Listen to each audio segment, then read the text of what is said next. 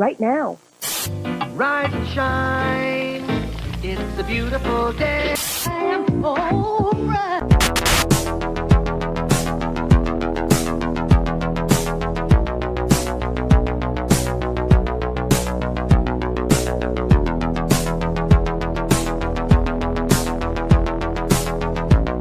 About a third of the building has been blown away. This is the bridge to white lights.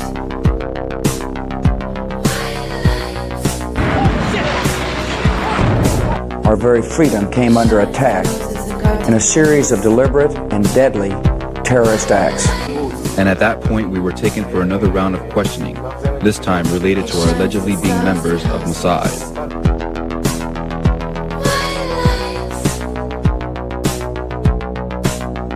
It's crazy evil.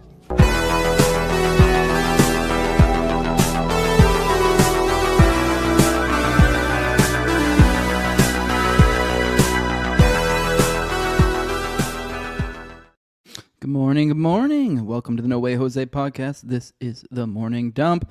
I am your host, Jose Galison. Feeling good. It's a beautiful morning. What is today? Monday, July 21st. I'm getting ready for vacation this coming weekend.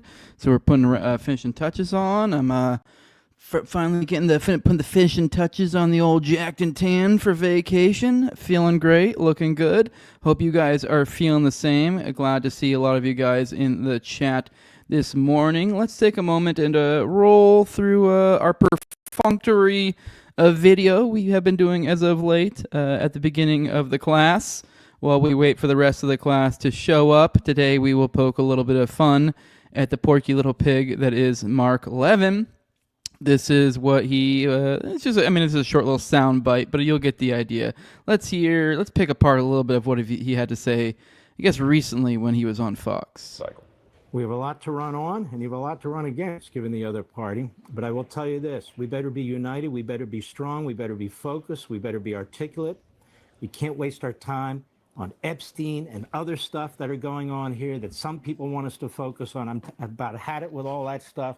We better focus on who we are, what we're doing, where we want to take the country, and what they want to do to the country. Mr. Speaker, God bless you, my friend. I appreciate you very, very much. You too, Mark. Thanks for all you do. God bless. Oh, fuck yeah. Didn't that feel cool at the end? I don't know why they had to put that like epic music there. Let's see what Mark Levin had to say, I don't know, a few months before this. So here's Viva Fry, his take, I guess he clipped this up, so let's watch this. But I will tell you this, we better be united, we better be strong, we better be focused, we better be articulate. We can't waste our time on Epstein and other stuff that are going on here that some people want us to focus on. I've about had it with all that stuff. Welcome back, America. We're here with, and I'm very excited about this, Attorney General Pam Bondi, a good friend, especially a good friend of my wife, but a wonderful lady, a great lawyer. I want to get into this Epstein thing a little bit. I think the American people are very curious about who's on this list, or these lists. You have been doggedly trying to get all the information. And now we learn, thanks to you, that you've been stonewalled by people in New York. Do you want to explain that? But I assume the Southern District of New York is, or has been, holding on to this information for a reason. That is, they don't like the names on the list. And, of course, we know New York is a hotbed of the Democrat Party, and that includes in legal circles. Do you think that's part of the issue here, that they're trying to protect a lot of names and individuals? All right, well, he seemed to care about it a few months ago. Now he doesn't seem to give a damn about it. I also do want to point out point that I think we really need to pay attention to. Just look closely. Look at this. Just look at this. I mean, I know the resolution's probably trash, but just look at this. Just look at... Man, the moment he takes those glasses off, ugh. Just a fucking ghoul. I don't know, whatever. I know it's not nice to make fun of appearances, but I think physiognomy tells us lots of things. I know he's old, but just, I don't know, something about him is just ghoulish. His appearance, his deliverance, his everything. Frankly, the same goes for Pam Bondi, but in just very different ways. Now, why is this significant? Obviously, it's to be assumed Levin is going to behave such a way. It looks like he was, some sort of fill-in host of some sort over at Fox News. So maybe he ran the whole segment. I didn't even bother to look into it that much, to be honest. Because in a certain sense, it also doesn't matter. Because, who gives a fuck what Levin really has to say? I mean, I don't know. Obviously, I'm sure he does better numbers than I do, but I'm also not Mark Levin, who was one of the leading like radio show. Like, if you compare him to media figures of the day, if anyone of any note, the movers and shakers, Levin is not one of them. He is someone who likes to think he's one of them. He's a kind of person that the people like Trump think he's one of them, and they try to, or they either think or they try to create the perception that he's one of them. So it's some combination of the two. The establishment would love it if he was one of them, but he's just not. So this is why I'm like, I didn't even bother to even look into too much of the substance of like, was this a full? Did he do the whole? Also, that same thing kind of applies to Fox as well too. So it's like, for both of them, I don't fucking care. But where this becomes significant is around that same exact time we had Trump putting out on Truth Social saying, "Watch Mark Levin on Fox News now." So, like, obviously, I don't know if that means that, Trump was, like, knew that Levin was going to deliver some message about Epstein, because that's 30 seconds in what appears to probably be, believe maybe longer or something, or maybe it was just a segment. I don't know.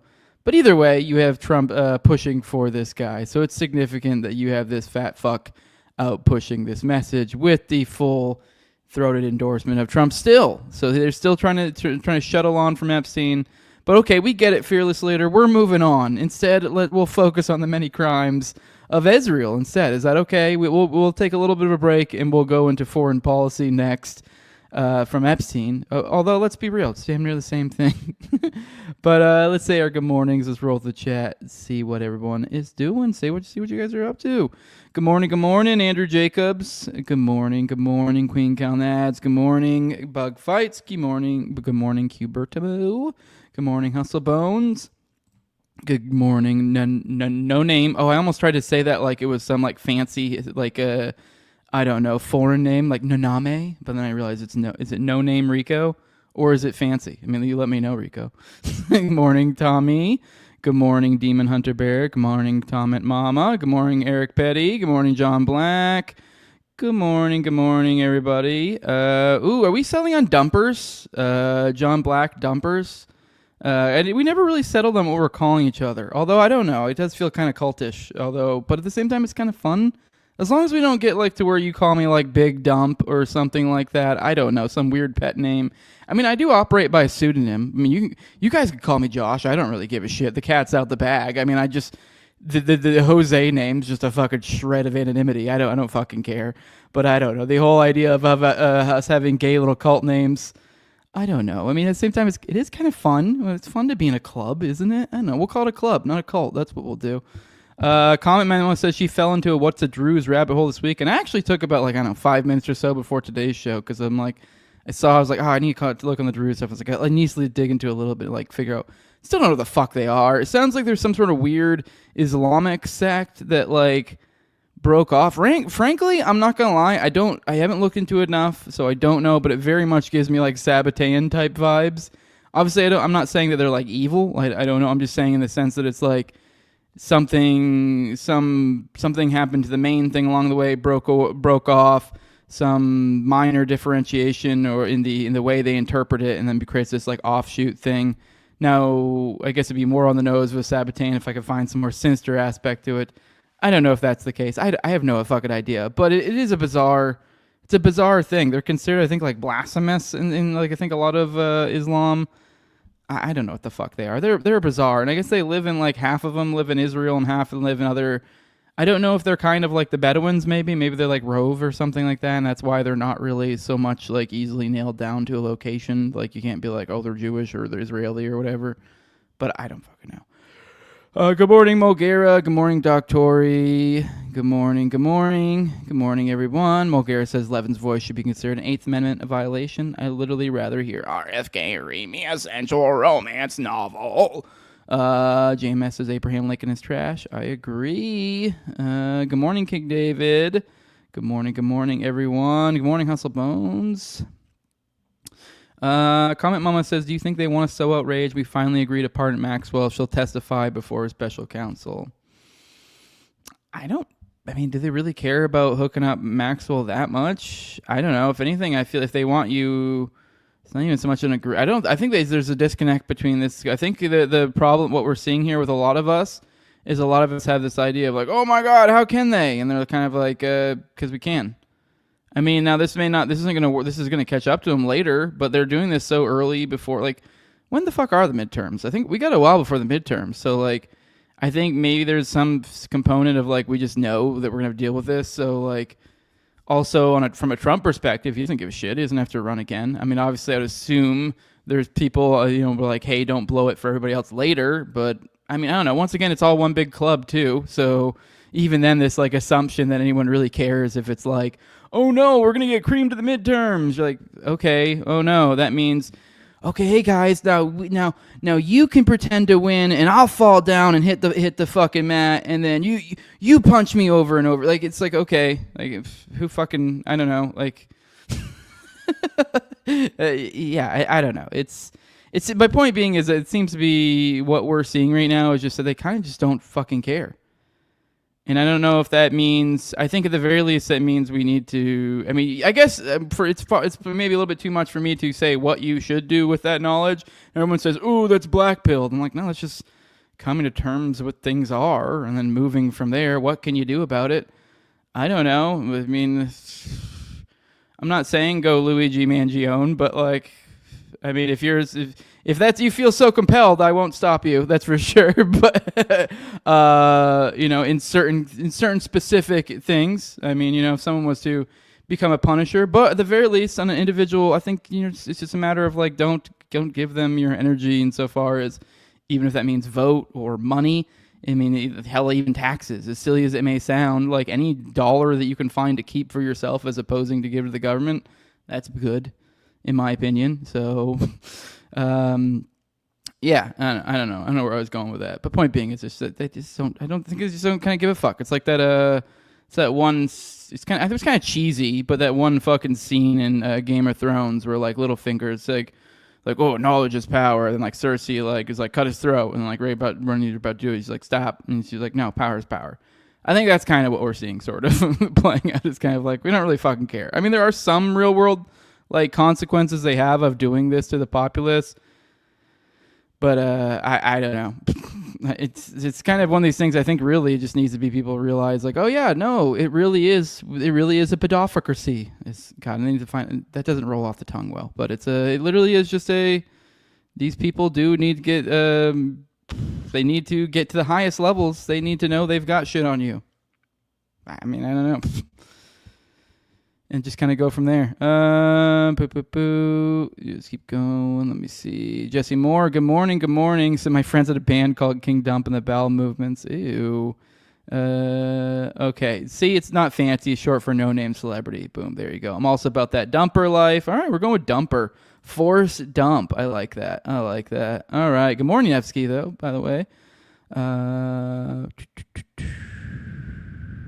Yes, see, Tom says my head is too full to accommodate more obscure groups of Browns, obviously referring to the Druze. We'll figure out what the Druze is. It seems like Netanyahu's going to force us to figure out what the fuck a Druze is just so he can avoid his going to court.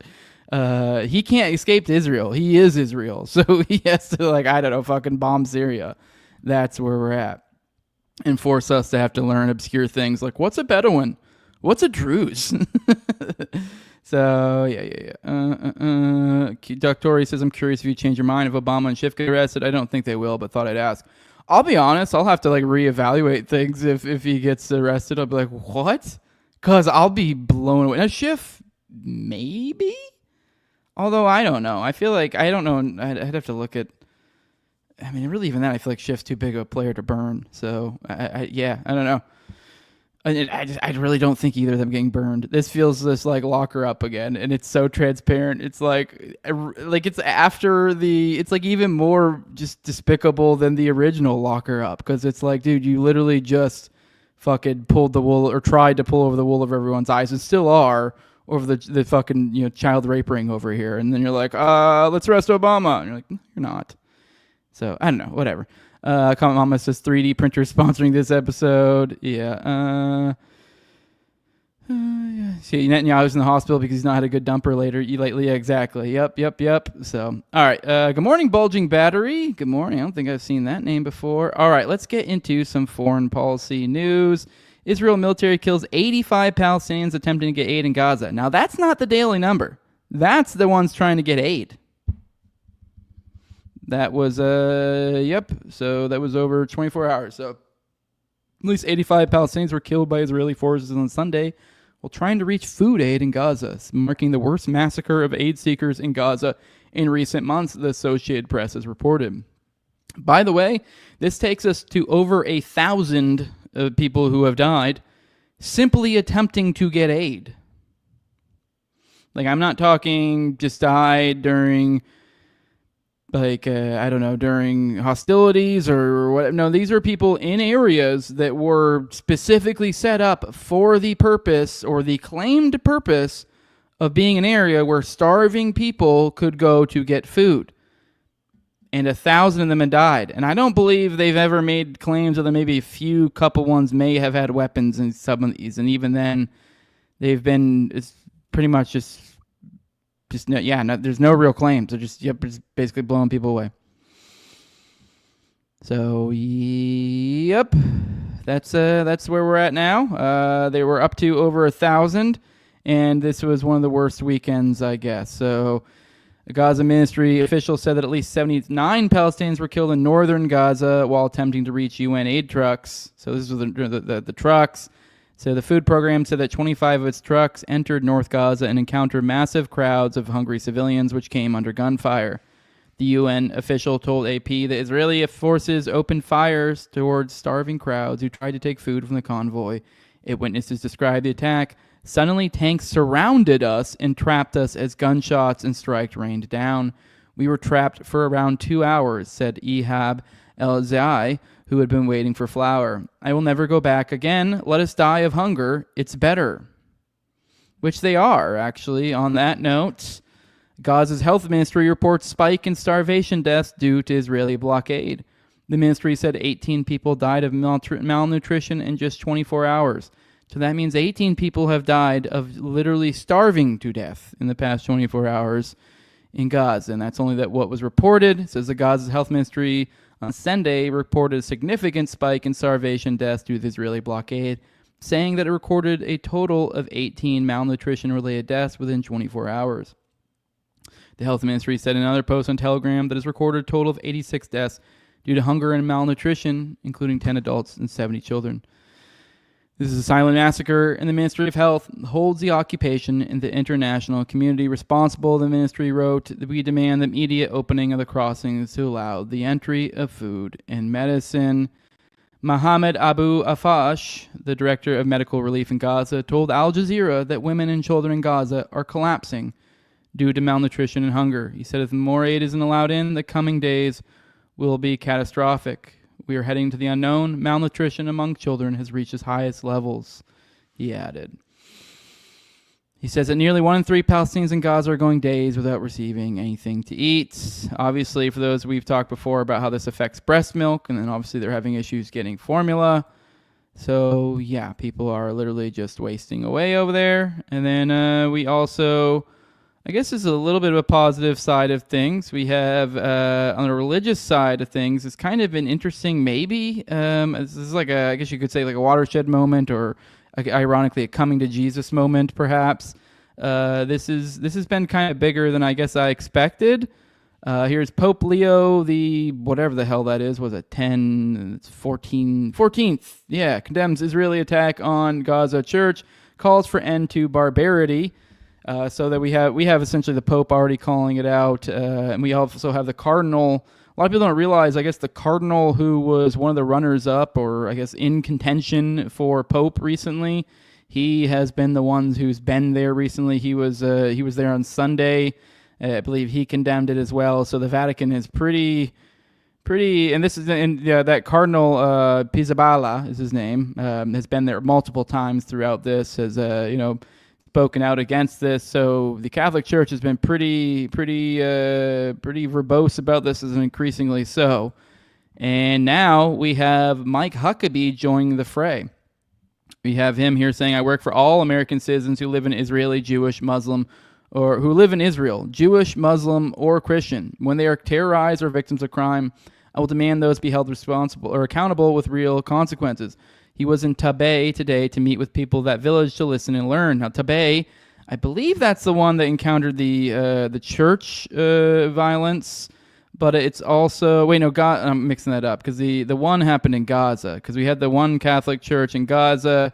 I'm mixing them up. So, and then we have this is Tabay, I think, is the one where the guy died. But either way, Huckabee, I believe, made statements on both. So, point being, it's obviously like the religious aspect of this here.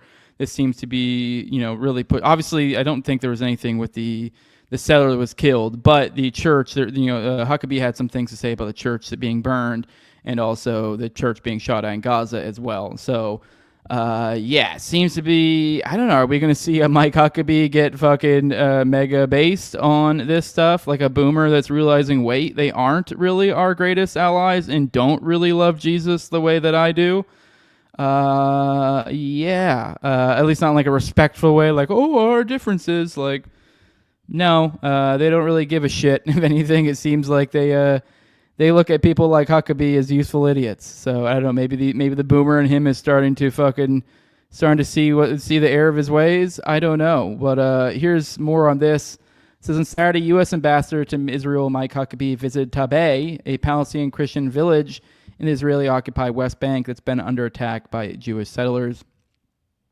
His visit came 2 weeks. Okay, yeah, I'm right. This is the fire one. This is the fire church because there was a church that was set on fire in the West Bank that was weeks ago, and then we had just like less than a week ago, we had the church, the Catholic church, the only Catholic church in Gaza that was hit by like a tank shell or some shit and killed I think 2 or 3 people. And it was like literally like I know they gave him the best photo op ever because you look at it, it's like perfectly what you imagine of a little steeple with the cross and everything, and like just to like kind of down to the right of it, just like a hole where almost you can perfectly even have like the sun almost gleam through, where something went through. So, I know obviously. So point being, amazing photo op, not great for them. But yeah, so that he came to visit the spot where the fire was at. But either way, these things kind of all bleed in together, especially I think probably from the perspective of somebody like a Huckabee. So that church though was ancient. It was built in the 5th century. That's why it was super important. Obviously any of these churches getting burned down, not cool. But this was like a historical monument essentially. So he issued statements strongly condemning the attack, while surprised many observers due to his history of staunch support, for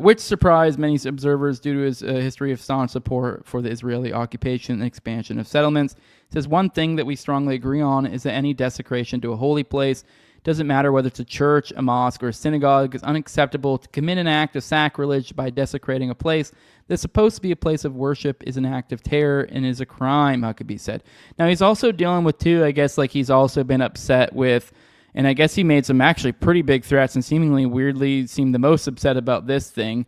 I guess some specifics about visas in relation to, like, religious, students or whoever's, essentially, the ability to come over for trips of some sort for like particularly religious folks. They're being, I don't know if they've gotten more stingy or what, but Israel's been kind of being cunty about it, and Mike Huckabee's not happy about that, which I guess, I'm assuming his perspective is kind of like you're going to, especially since his is very much tied up in religious stuff, and it's like you're going to prevent Christians from being able to, essentially, trek to here to visit the Holy Land and stuff.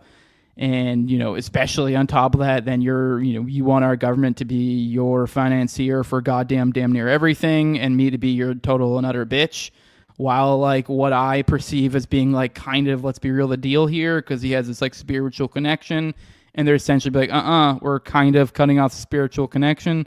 Yeah, I don't think Mike Huckabee cares for that as much, and I think weirdly, while that seemed to be some like almost like bureaucratic minutia, maybe that's what really opened his eyes and being like, well, fuck you.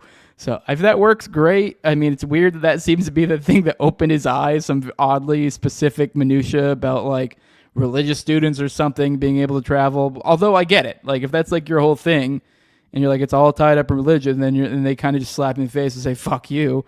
And he's like, well, fuck you. So I don't know. I think we might. I don't know. Maybe I'm being a little bit too hopeful. I think there's something weird about Huckabee. He just reminds me of the appearance of a lot of like southernly, like, I don't know, endearing grandpas. I don't know.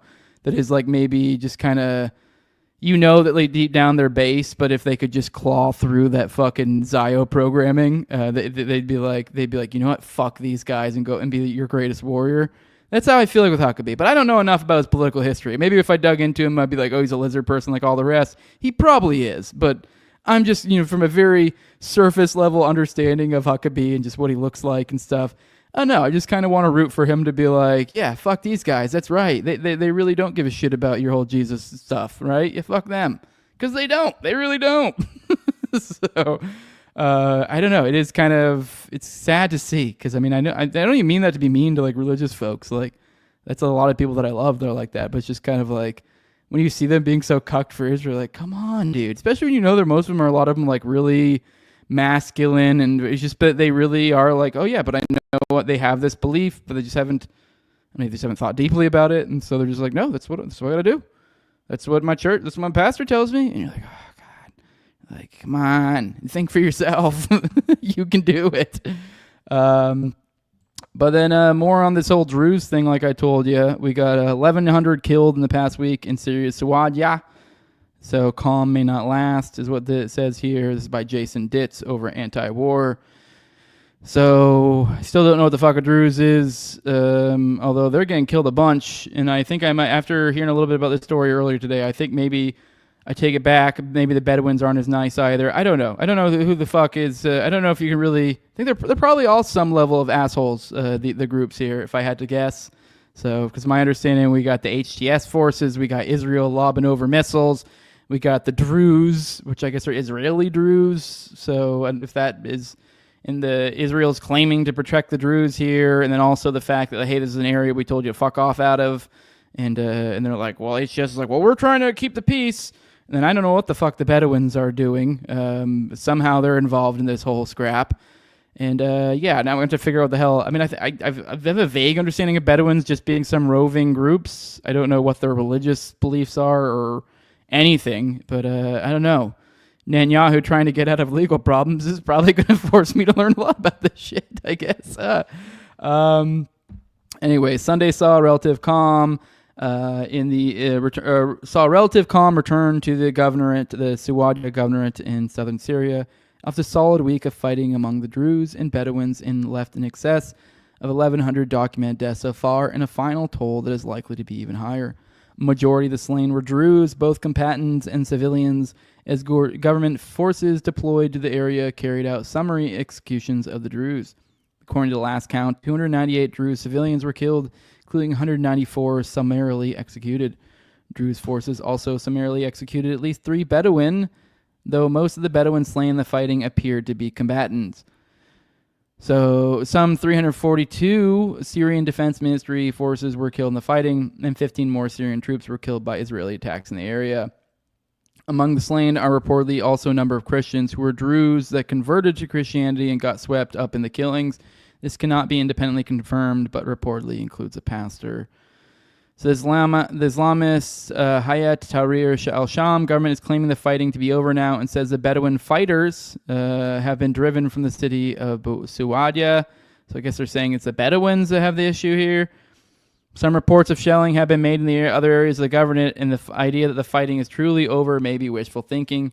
One Bedouin fighter allied with the government and stationed on the outskirts of the governorate threatened to burn Suwadiyah down along with all those inside to restore the dignity of the HTS and its leader, Ahmad al-Shara, claiming only to be waiting for the order. Okay, well, that's interesting, because the other confusion here is we never really know with some of these HTS forces and the fighting on the ground to what degree is, especially the sectarian murders and stuff, you're like, to what degree is this HTS? Is this offshoots of HTS? I mean, it's perfectly plausible that there probably might be offshoots, especially as cucked as he has been for Israel, that there might be, factions forming with dissent in there. I don't know, but that seems to, that seems to imply one way. Obviously, it's not conclusive.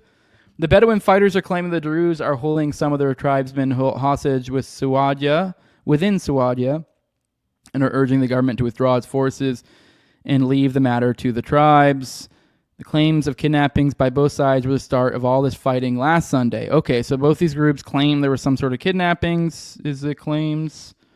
In the Bedouin-heavy Sawadia neighborhood of Makuz, the Druze sent forces into the neighborhood over kidnappings, and the local Bedouins called for tribes in the surrounding area to help defend the area, citing Druze kidnappings. Okay, so Druze sent people into a neighborhood, I guess a Bedouin area, over kidnappings. And then I guess the local Bedouins, called for other tribes to come defend them from that. But then they cited that, during that they cited that the Druze were the ones kidnapping. It says both sides have insisted the other side of the matter, though it seems like the fighting has more or less taken on a momentum of its own, and even efforts to impose calm externally seem like they're at best temporary fixes. Druze religious leader Hikmat Hijiri also issued a statement calling for the HGS to withdraw its forces from Sawadia and restore internet and telecommunication services to the governorate. Syria's energy ministry denied any deliberate outages imposed in the area, saying it was actually the result of repeated Israeli airstrikes on Sawadia, and they were still in the process of trying to repair the area.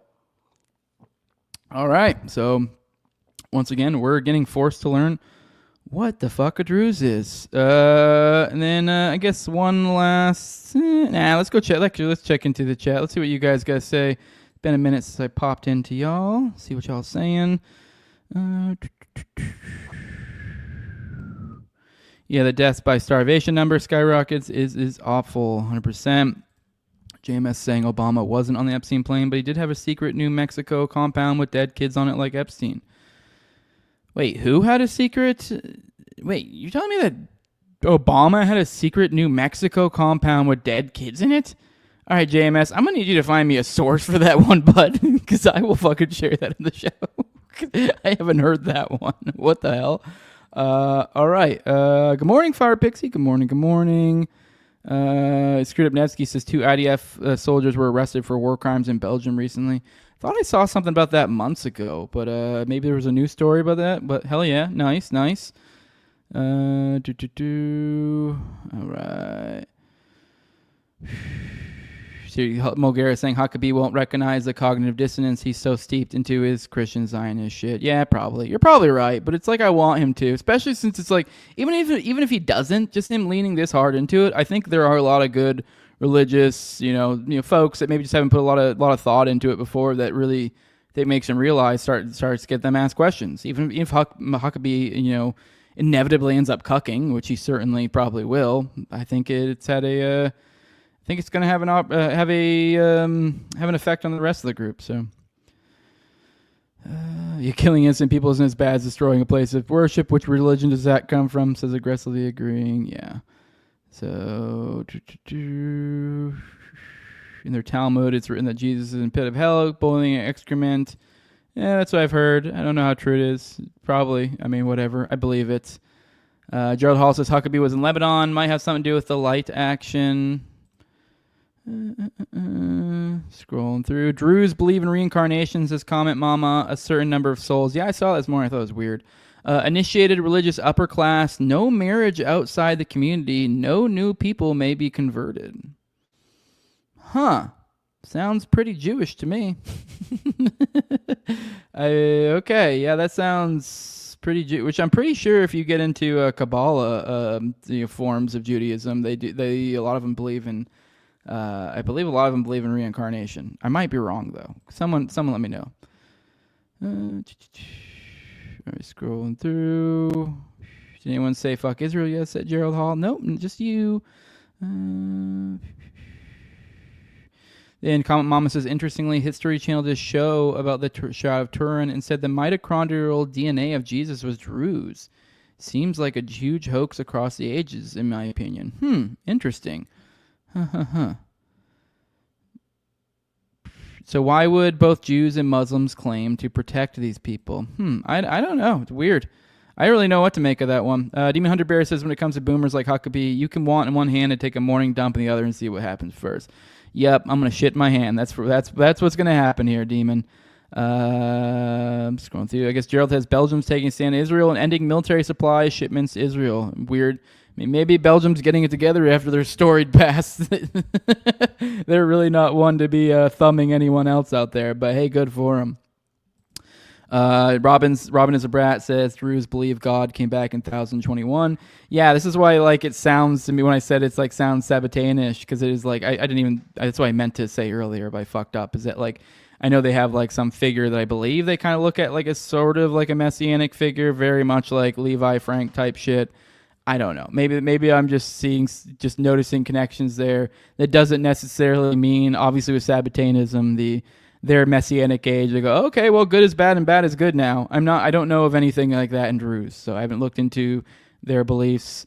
You always wonder too, like to what degree it's like sometimes there might be, and which is a lot of religions, especially more cult-like religions, where they have what's the belief system for the outside and their belief system for the inundated. So you never know. It's always hard to know who believes what. So, for example, like Chabad, that's one I'm super suspicious about, because I know like a large contingent of them, supposedly there's disagreements, like a large disagreement within that group about like the messianic belief side of it, about like whether Schneerson was a messiah or not.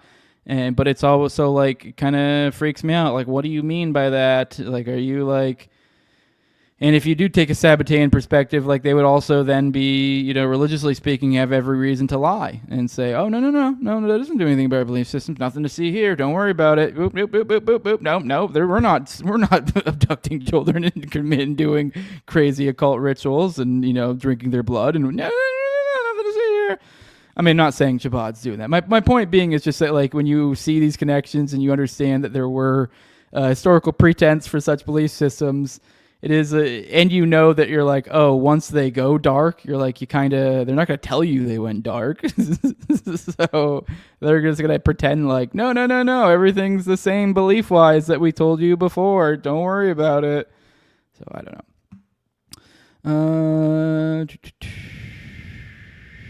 Hustlebone says it's nothing to do with the Druze. It's about David's corridor. Okay, perhaps. I don't know. I mean, I could believe anything here. The story they have for this is such a smokescreen of like it could be anything. Like, because that could have been disinfo, shuttled them around. Like, it could be there's some alternative reason they want this or whatever. So that like, I don't know. What am I trying to say? That there could be some alternative reason why they want this certain thing to go down this way, and whatever the supposed disagreement between the different groups, that could honestly sounds like easily instigated. Like you kidnap some, because they're claiming, like, for one, they're claiming kidnaps. If you were some other external group that wanted to cause issues between these two groups, just all you'd have to do is kidnap people from both sides. There you go, and ta-da! Step back and watch them go at it. So I'm not saying that's the case. I have no fucking idea. But my point being, it's completely believable that there's some other thing going on here, and that this is some sort of smoke screen in some sense. So,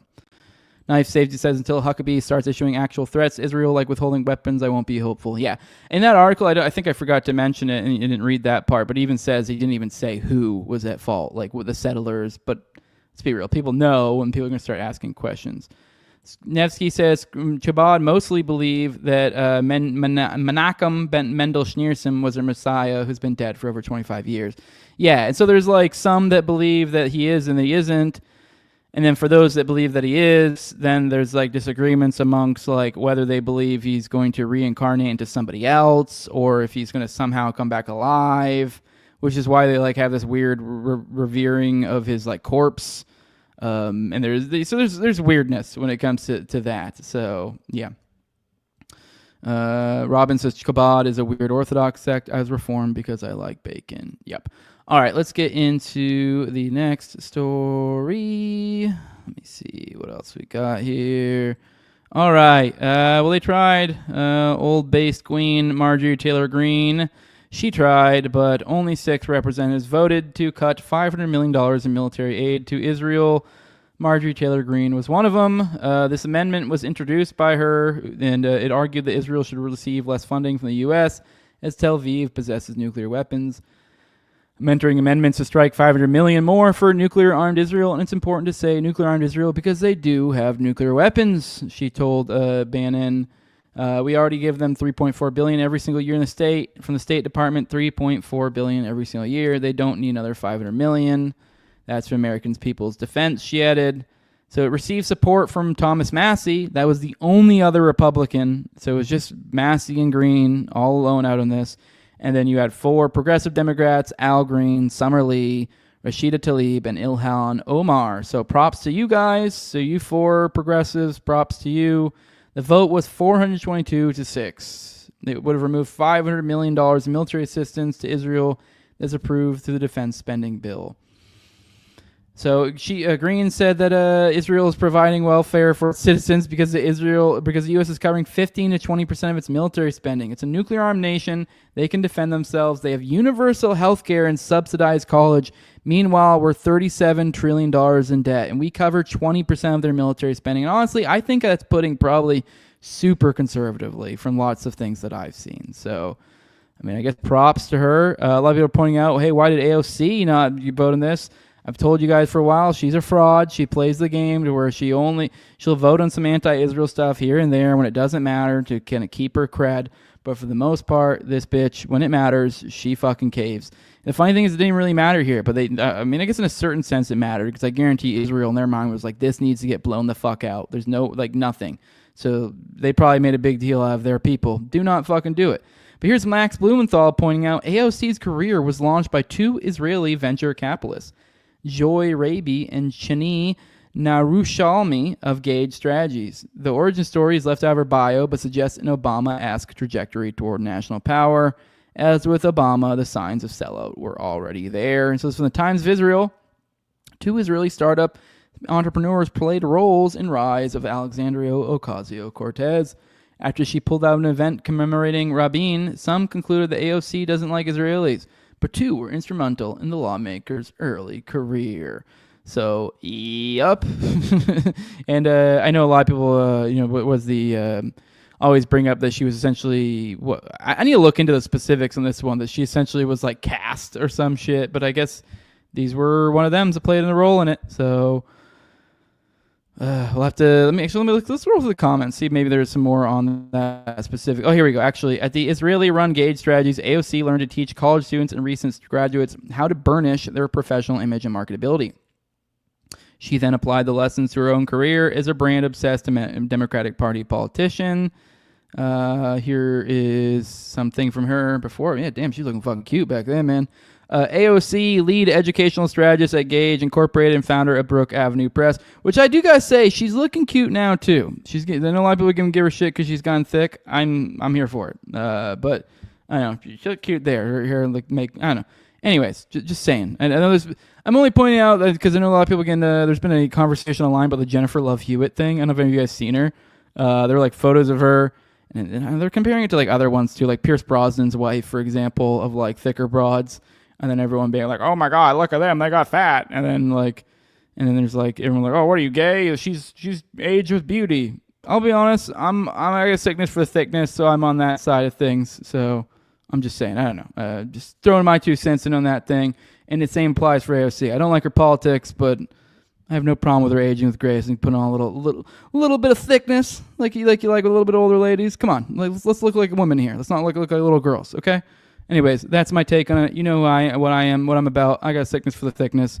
I don't like little children. I'm on these fucking weirdos. I want some fucking women. I say I'm married. I want that woman, but you know what I mean. Like so far as the type that I'm into, that's what I'm about. I'm not about no skinny little girls.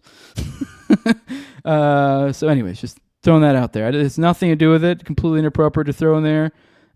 Nothing to do with anything. I don't know why I felt the need to. It's been sitting in my mind. I've been in the shower a lot thinking about like all these people being mean to Jennifer Love Hewitt and Pierce Brosnan's thick ass wife.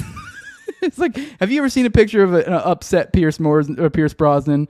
No. Well, at least not with his wife. You haven't. He seems pretty goddamn fucking happy. So, yeah, I don't know. Grow up, guys. I don't know what to tell you. There we go. So it continues. I guess that's all he's got on that, though. But I guess I figured there'd be more. The Israeli-run Gage Strategies. Actually, let's read more on this. I got sidetracked with the conversation. The thick broad discourse. I thought I had already read this. She was a lead educational strategist at Gage Incorporated and founder of Brook Avenue Press.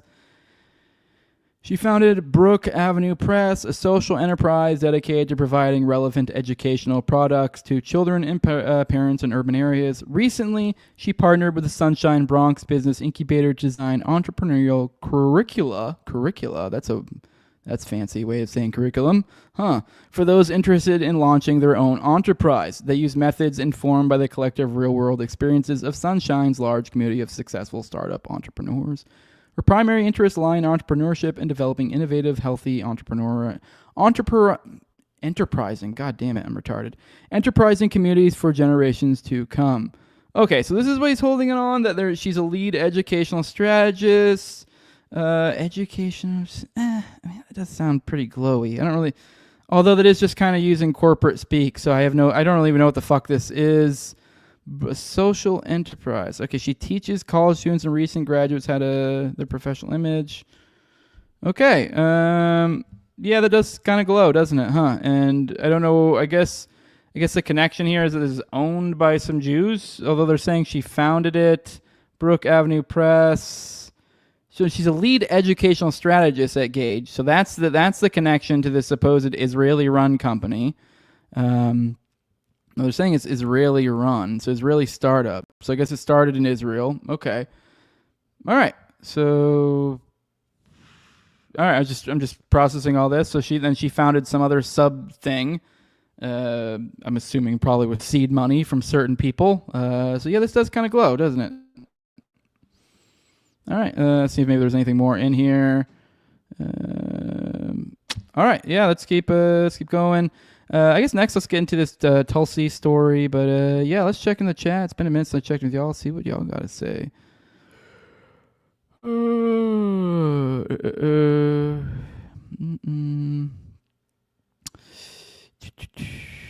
See, Tom says gay internet hates thick bitches. Imagine that. Coach Jeff just clipped that part and is going to show it to your wife. Yeah. Tom says you Twitter fags never seen real fat bitches like we got here in the Midwest. Yeah, they're not even like, these are just women that are like thick. They're not even like, these are just women who are like, it's just weird. I don't know. You do see these, and I'm not saying these guys are like incels or anything. It's just weird when you see like women who are like, I don't know, not even like fat really. They're just like, I don't know. They've clearly had a couple children and like, I don't know, look nice and are curvaceous and like, I don't know. They're usually married too. And then people be like, oh my God, my favorite fucking, heartthrob from the 90s isn't fucking, 12% body fat anymore. Like, yeah, they've aged by 30 years. That happens. They've had children. They've matured. Like, they're not a, I don't know, like post-pubescent, like whatever, basically anymore. Like, I don't know. It's weird. Yeah. Queen Calnet says, my husband always call her Jennifer Love, huge tits. Yeah. So Fire Pixie says I would go gay for Tulsi. Yeah, I mean she may be evil too. Although I wouldn't. She doesn't fit this topic though. She hasn't really. I don't think she counts as one of these thick broads. Although she's like fit thick. I'll give her that. She's like that fit thick where she's not like she clearly works out and she's not going for being like a prissy little princess. So she's like she looks maybe a little thicker, but it's definitely not fat. So. A thick fit. That's what she is. But anyways, that's the next story. Tulsi Gabbard. She says she put out recently. She says their goal was to usurp President Trump and subvert the will of the American people. No matter how powerful, every person involved in this conspiracy must be investigated and prosecuted to the fullest extent of the law.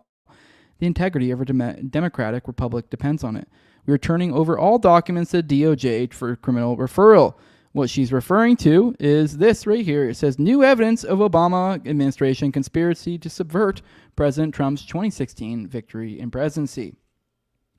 So it says, on Friday, DNI Tulsi Gabbard revealed overwhelming evidence that demonstrates how, after President Trump won the 2016 election against Hillary Clinton, President Obama and his national security cabinet members manufactured and politicized intelligence to lay the groundwork for what was essentially a years-long coup against President Trump. So we're going after Obama now. That's the next move. Some more on this. Here's some of the documents to look at. Let me see. Come on. Oh, here we go. So here's more from it. Looking at the specifics, it says DNI Tulsi Gabbard revealed overwhelming evidence that demonstrates how, after President Trump won the 2016 election against Hillary Clinton, President Obama and his national security cabinet members manufactured and politicized intelligence to lay the groundwork for what was essentially a years-long coup against President Trump. In the months leading up the November 2016 election, the intelligence community consistently assessed that Russia is probably not trying to influence the election by using cyber means. It kind of reminds me about like that whole nuke thing. On December 7th, 2016, after the election, talking points were prepared for DNI. James Clapper stating, foreign adversaries did not use cyber attacks on election infrastructure to alter the U.S. Presidential outcome. Okay. On December 9th, 2016, President Obama's White House gathered top National Security Council principals for a meeting that included James Clapper, John Brennan, Susan Rice, John Kerry, Loretta Lynch, and Andrew McCabe, and others to discuss Russia.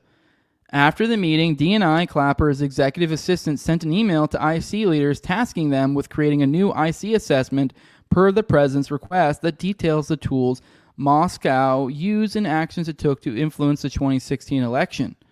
It went on to say, ODNI will lead this effort in participation from CIA, FBI, NSA, and DHS.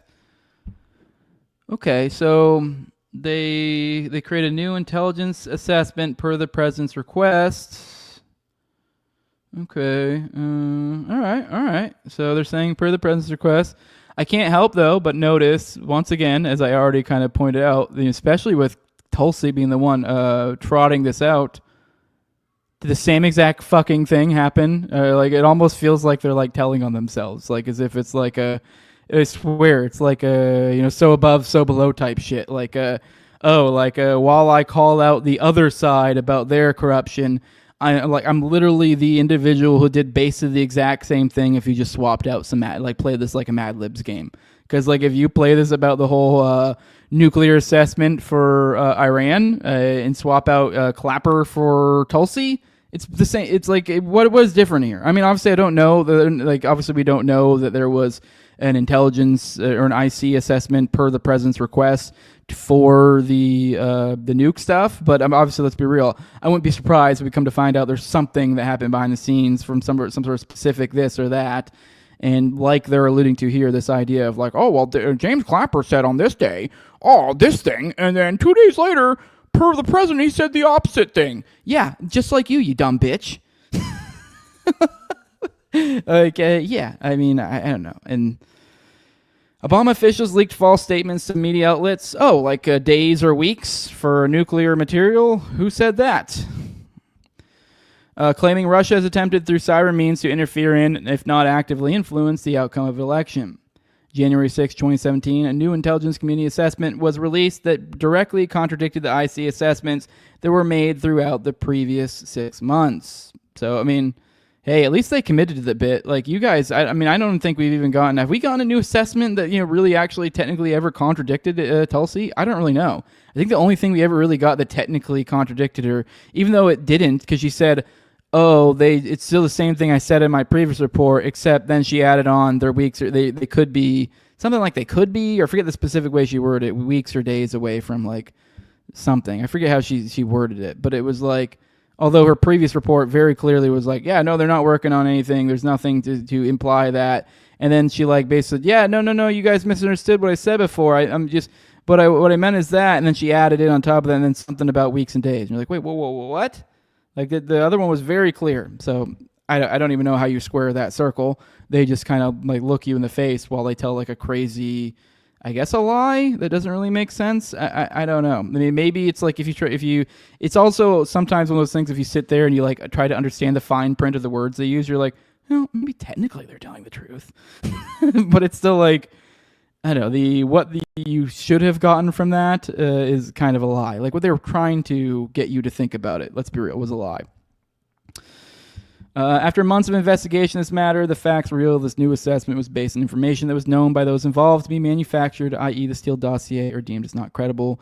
This is politicized intelligence that was used as a basis for countless smears seeking to delegitimize President Trump's victory, the years-long Mueller investigation, 2 congressional impeachments, high-level officials being investigated, arrested, and thrown in jail, heightened U.S.-Russia tensions, and more. The issue I'm raising is not a partisan one, is one that concerns every American. The information we are releasing today clearly shows there was a treasonous conspiracy in 2016 committed by officials at the highest level of our government. Their goal was to subvert the will of the people and enact what was essentially a years-long coup with the objective of trying to usurp the president from fulfilling the mandate bestowed upon him by the American people, said DNI Tulsi Gabbard. Their egregious abuse of power and blatant rejection of our Constitution threatens the very foundation and integrity of our democratic republic. No matter how powerful, every person involved in this conspiracy must be investigated and prosecuted to the fullest extent of the law. Oh, wow, really? Yeah, I agree. What about that other thing you guys are conveniently forgetting about? The American people's faith and trust in our democratic republic, and therefore the future of our nation, depends on it. As such, I'm providing all documents to the DOJ to deliver the accountability that President Trump, his family, and the American people deserve. The files and memo on today's release are available on DNI.gov.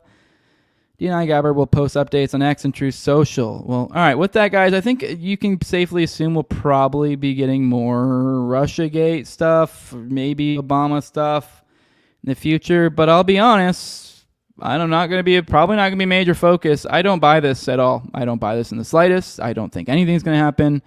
And honestly, I think you're kind of a silly goose if you think anything's going to happen. And ironically, I think the behavior that I'm displaying right now, the fuck you, I think you're full of shit.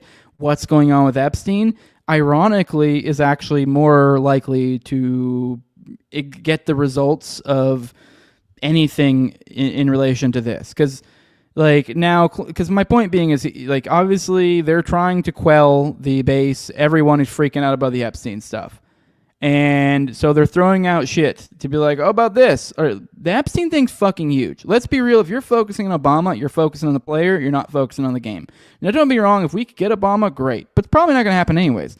But also on top of it, if you're focused on the game, which you already kind of have them on the curlies, like grab them right by the balls, essentially, of like that narratively speaking, at least. They're like, we know this. If you just keep screeching and just don't let it go, they're going to keep probably parading out this shit, that shit, this. Like at some point, they got to do something. Like it probably will likely not even have anything to do with Epstein. They'll probably keep throwing out other things because I do really think they are trying everything they can to stay the fuck away from this story.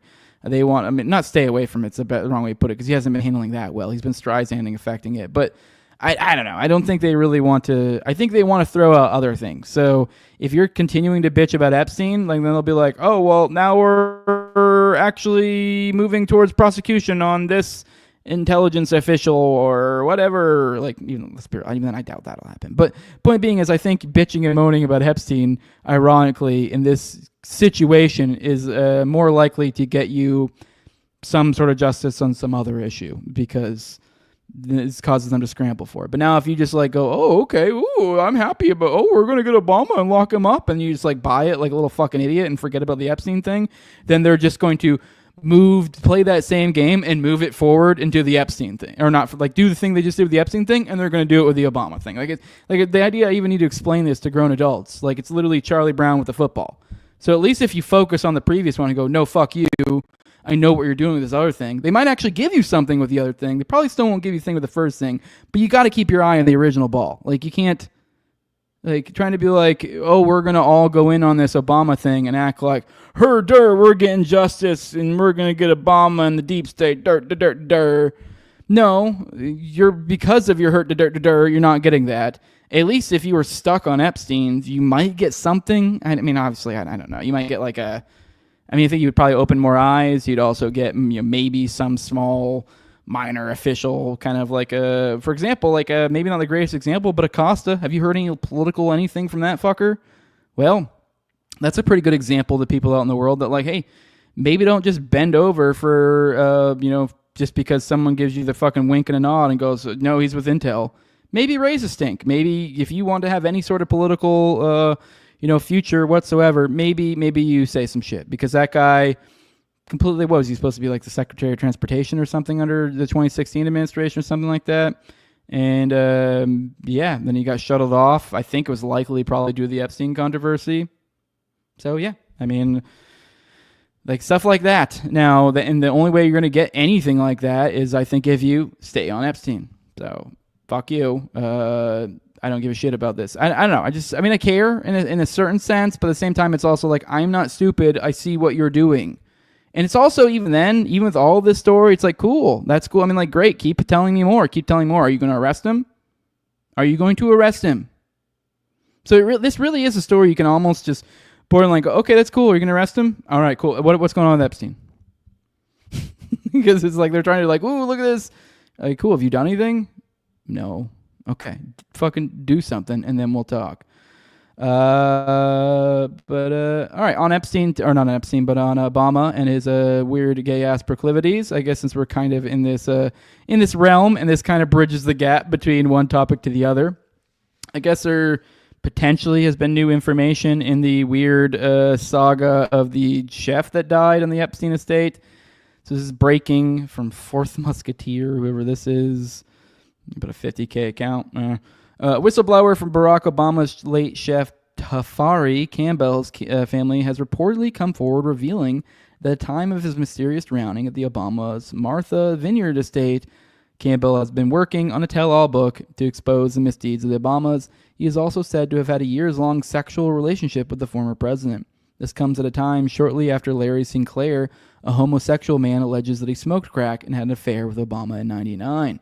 It also fits a similar pattern to a little-known case of a man named Donald Young, a member of Obama's church who allegedly had a years-long intimate relationship with him. In the heat of his 2008 campaign, the night before Young was set to come forward to the American public to expose Obama, he was mysteriously shot and murdered in cold blood.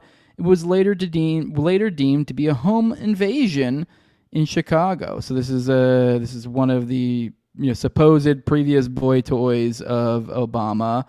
This young guy, Donald Young, who died under weird circumstances.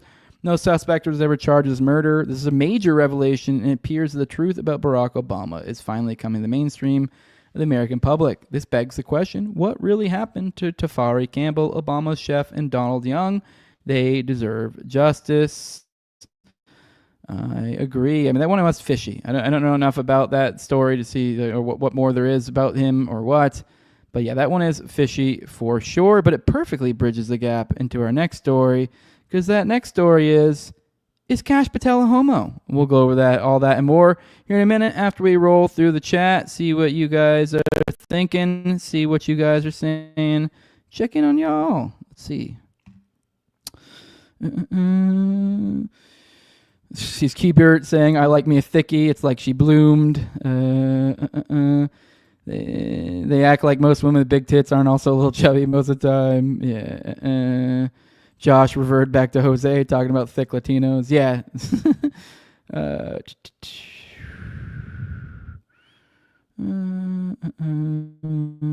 Scrolling through. Releasing the Epstein files is not in the spirit of aloha. Someone's saying Hustle Bones is also intentionally misleading by conflating the different accusations they made. Maybe you're referring to, maybe I missed that, bait and switch. I'm assuming you're referring to some of the Obama stuff there. Not the Obama, but the Russiagate stuff. Eddie says nothing's going to happen. They'll move right on to the next bombshell. Totally fake and gay. Yep, Trump's base is going to latch on this and forget about Epstein. Yeah, everyone's going, they're going to get Obama. They'll lock him up. Like, as if there wasn't a literal lock her up campaign that went. So yeah, his comment moments is like when Bush said Iraq instead of Ukraine. Tom says this is sad. They could have pretended to be looking into Epstein for his whole term. They could have released some Democrat names and been done. Either would have been infinitely more believable. Exactly. Agreed. All right, let's get into is KashsAHomo? What do you guys think? Well, here is former FBI agent Kyle Seraphin, which I know we've talked about him on the show. I don't. So far as whether this is legitimate, you guys obviously is on Kyle, so there's all your opinion on him. I don't. It's just so that I'm not vouching for him in any way. I'm not vouching for him in any way here either. I'm just saying that is the source of it. But I don't know. I'd be lying if I don't say that this information doesn't perfectly line up with that fits perfectly aligned with makes sense. This totally makes sense. But let's go ahead and play this.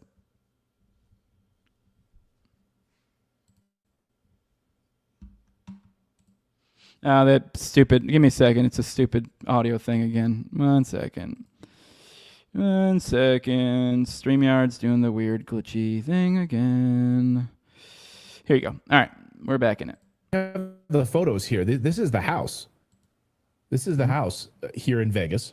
So we'll put these up on the screen here. So from your sources at the FBI, Kash is basically living in this house. We don't know if he's living there with this billionaire donor, Michael Muldoon, in the house together, which is strange. And where is Kash's girlfriend in all of this? Does she live there at the house as well? Everything I can tell, she lives in Nashville, so not there. Now, maybe they've relocated and decided to cohabitate, but maybe not. There's been a lot of questions about the age differential between Kash Patel and the girlfriend.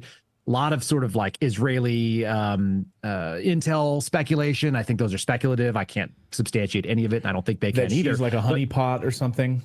Correct. But the other question that I've had people bring up, including people that are homosexual FBI employees that are pro-Trump, which is not a big subset of the world. Let's just be real. Like there's not a ton of that. Just if you were to put those categories together, have indicated to me that they don't really know a lot of 50 or 40 something year old Indian men that are unmarried and living with other men that don't have something going on. So there's kind of a rumor intel kind of passing around through the FBI, folks that have come through whistleblower channels, folks that I know personally that have kind of intimated that like this may be more than just, two men living together, which by the way, in their 40s and 50s is a pretty strange circumstance. I don't know any of my friends that are doing that. Maybe one friend of mine that does, that's kind of like, kind of living in an alternative sort of scenario, but it's just, it's not sort of the transparent sort of look. And then the last thing we've been hearing is that the protective detail is having to wake up Kash Patel on a regular basis because he's out partying all night in Washington, D.C., maybe in Las Vegas as well. And then we heard exactly the... Look at that face. He's out there getting fucking taking poppers and getting banged by billionaires. opposite said by Dan Bongino. That looks exactly like the face of a man who got fucking did way too much blow and whiskey last night and got pounded out by a billionaire. Right, when he went out on a Fox interview saying, he's there at 6 a.m. and he's working until, from 6 to 7 p.m. and he's there all day long. And everything I hear is the exact opposite of that. So now you've got Dan Bongino apparently like maybe running cover and acting like he's working when he's not. And at the end of the day, all of this does, especially in the light of this Epstein situation, it's making Donald Trump look terrible. It's giving him people that seem... All right, well, that's all that. Well, who is Mike Muldoon? That's who this feller... Oh, geez, it's all glitchy. Mike Muldoon, this is over at the Rockefeller Foundation. This is Mike Muldoon, the chief of staff of the president's office of the Rockefeller Foundation. Look at this goofy goober. Served as the chief of staff and joined the Rockefeller Foundation in 2017. Previously as managing director of innovative finance, Mike brought a unique perspective to the foundation's portfolio after working in the development finance space for public and private sector entities. He also led the foundation's program-related investment work, which consists of a growing portfolio of investments that support the foundation's philanthropic goals. Prior to joining the foundation, he was a director at Latitude Capital, a private equity firm focused on utility, scale power, and emerging markets. At Latitude, Mike supported all elements of the firm's business, from investment execution to investor relations. Prior to Latitude, he was a senior investment officer at the United States Agency for International Development Loan Guarantee, USAID. He was a senior investment officer at USAID for their loan guarantee program, the Development Credit Authority, where he was responsible for developing loan guarantees to facilitate lending for local businesses and infrastructure, primarily in Africa. Okay, so he's doing USAID loans in Africa. He was a senior investment officer over there. Okay, he began his career in consulting in Washington, D.C., where he also received a degree from the George Washington University in International Affairs. So that is the goofy goober that, here he is. Let's go ahead and watch it. The foundation's approach to impact investing... This is the guy. Who's top? Who's bottom? What do you guys think? ...is really grounded in what we call the zero gap portfolio, which is a portfolio focused on creating new financial products, intermediaries, and tools that can mobilize... Not gonna lie, pretty handsome feller. ...large-scale private capital no homo. Against the UN Sustainable Development Goals.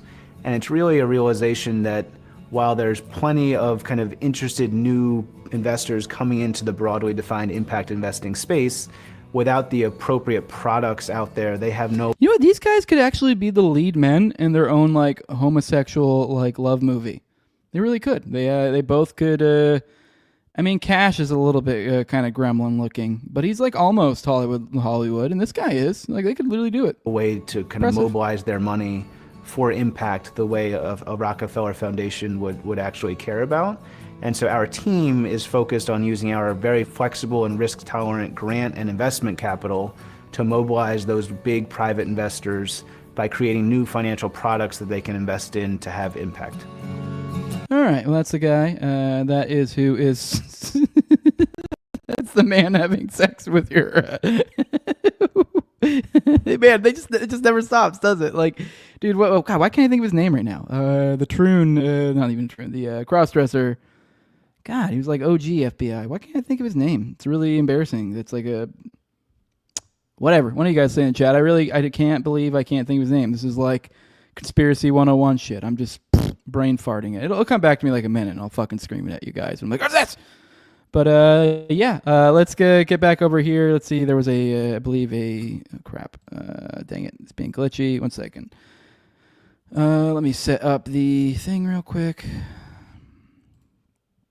Here we go.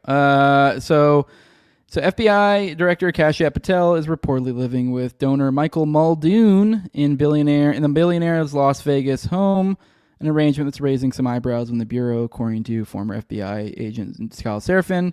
Their residence was reported in February by Patel's residence was reported in February by the Nevada Independent, which said that the time he cast mail ballots from Muldoon's residence in the presidential primary in February 2024, the state and federal primaries that June, and then the general election last November. Okay, so it goes on more than just what KashsAHomo said. So hey, there you go, backing that up. Patel's residence. Oh, there you go. Patel and Muldoon even took a golf trip together to Scotland back when the FBI director was a federal employee at the National Security Council, which could be an ethics violation, the local news site reported at the time. So, according to Serafin, agents of the Bureau are raising questions about the relationship. All right, well, that's just more about what he said. He also repeated another rumor that he's been partying more than working. So the FBI's agent remarks were similar to those made by another former agent Frank Figluzzi, who in May said, reportedly Patel has been visible in nightclubs far more than he's been on the 7th floor of the Hoover building, which I believe, if I recall correctly, they actually tried to sue him over that or some crazy shit. And that's the only reason we even knew about that is because it came out in the documents when he covered it, when Ken covered it. MSNBC retracted Figluzzi's comment on May 5th, but that didn't stop Patel from filing a lawsuit a month later. There was no basis for Figluzzi's fabrication. Defendant's use of the weasel word reportedly is itself a fabrication, as defendant did not rely on reporting by any other person. Defendant made up the story out of whole cloth, and by using the word reportedly attempts to distance himself from what is maliciously false and defamatory statement. The Patel's June 2nd lawsuit states. So Patel's lawyers, literally have filed suit against someone for this accusation that KashsAHomo leveled at him there. Not the gay one, the partying.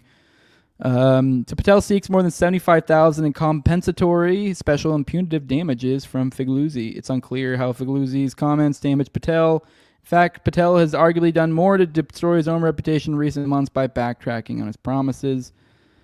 So taking okay, then it just kind of goes into his all stuff we agree on, because Ken's the man, and he is not a fan of child rape rings, just like us. So we are not fans of these Jeet scammers who are scamming us so they can enable people who fuck kids so they can get their buttholes filleted by rich men. So great times, great stuff. Let's check the chat. It's been a minute. What do you guys think? KashsAHomo?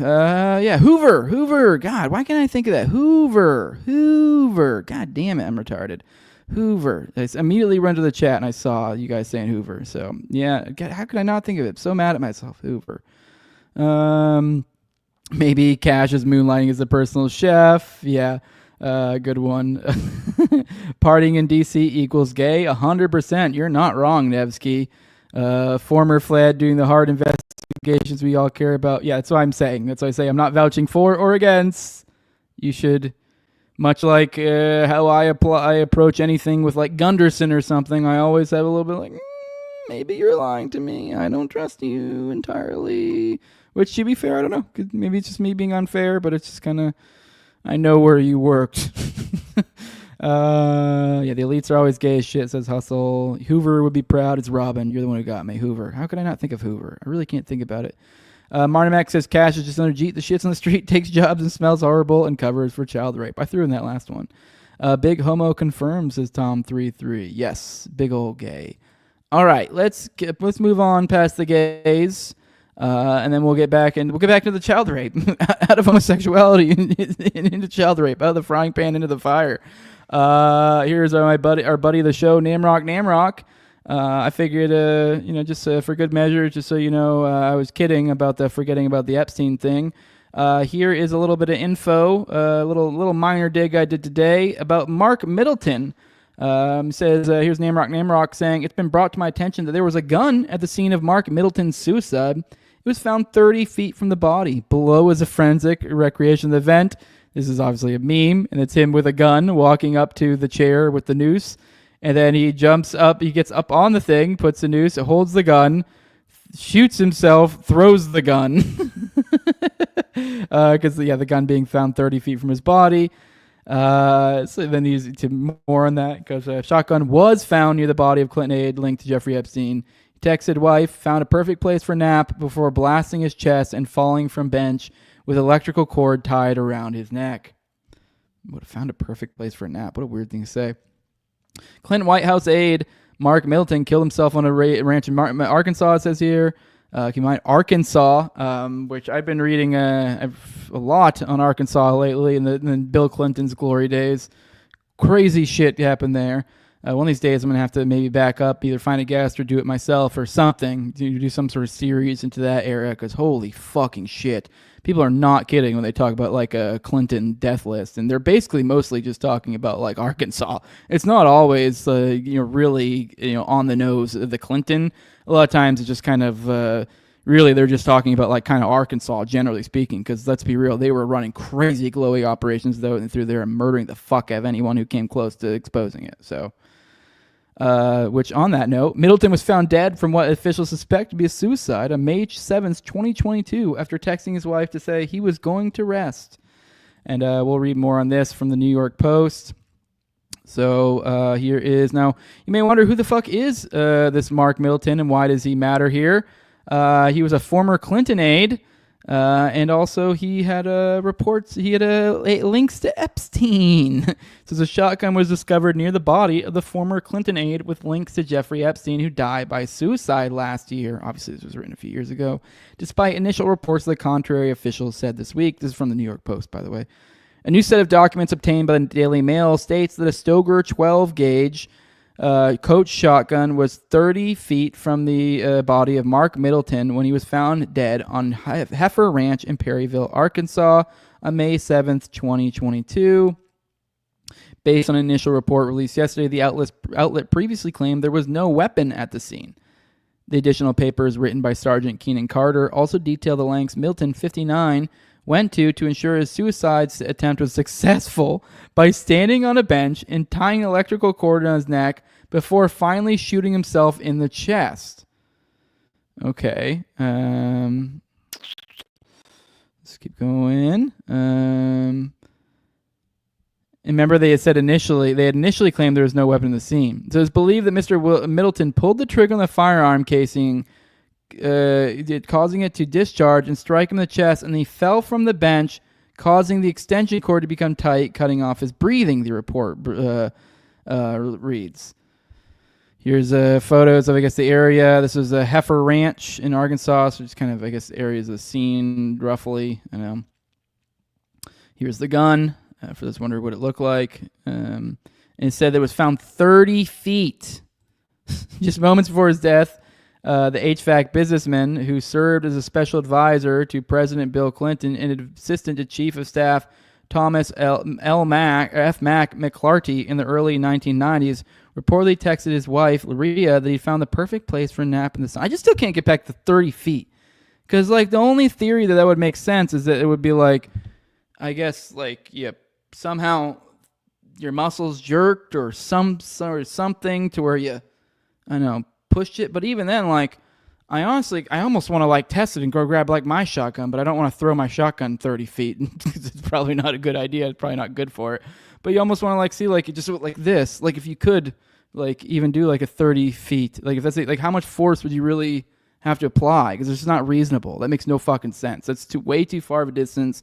Like I can't even find a retarded like way to understand how that would make sense. Like, because you're not going to have a ton of force into that. It's going to be like this, which, I mean, yeah, I guess, I don't know, there's some like stronger primary muscles there, but I don't know. That doesn't make sense to me.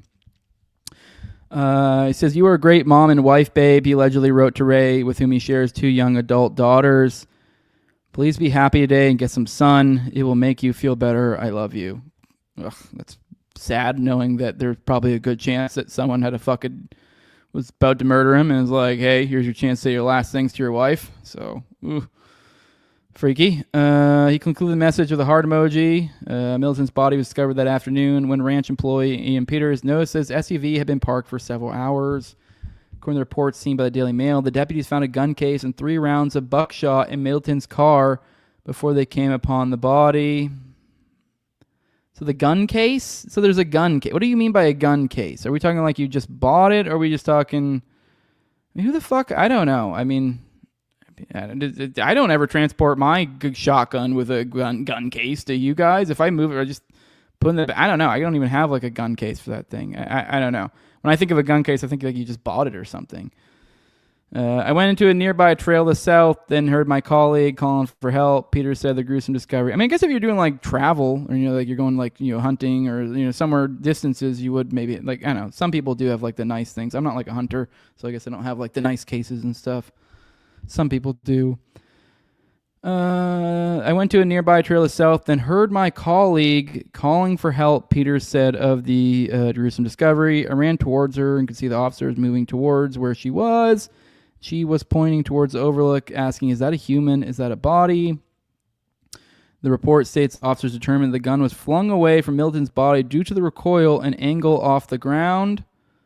Off the ground. An overlook. So I'm wondering I'm starting to wonder, is there an overlook here that I'm missing? Because he says something about an overlook. So did he like kill himself near some sort of overlook? Because then that would make sense. If they're saying that then like the gun fell and say, I mean, that'd be a very oddly specific place to commit a suicide, like to set up a noose. Well, I guess that'd be a beautiful way to beautiful place to be kind of like a nice overlook if you were going to do it. You can have a nice last view. I don't know, whatever. But it just seems oddly specific. But you'd think they would also point to that.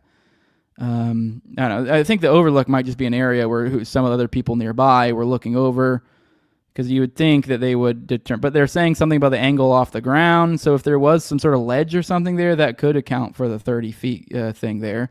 So, but they don't really seem to be stating that, although like only implying that if you read that very much between the lines. Says this officer did not find any evidence to indicate there was anyone else present with Mr. Middleton in the scene, or any evidence there was any type of struggle and/or foul play. Based on the lack of blood in Middleton's body, the sergeant continued, the father too likely died within seconds. The report also contains notes from coroner Theodore Brown, who states that Middleton had a history of depression and officially classified the death as a suicide. Daily's Mail initial claims that Middleton's death was self-inflicted despite there being no weapon in the scene immediately ignited suspicion related to the far-right Clinton body count conspiracy theory. The far-fetched idea that Middleton was targeted by the Clintons was amplified by his ties to pedophile Epstein.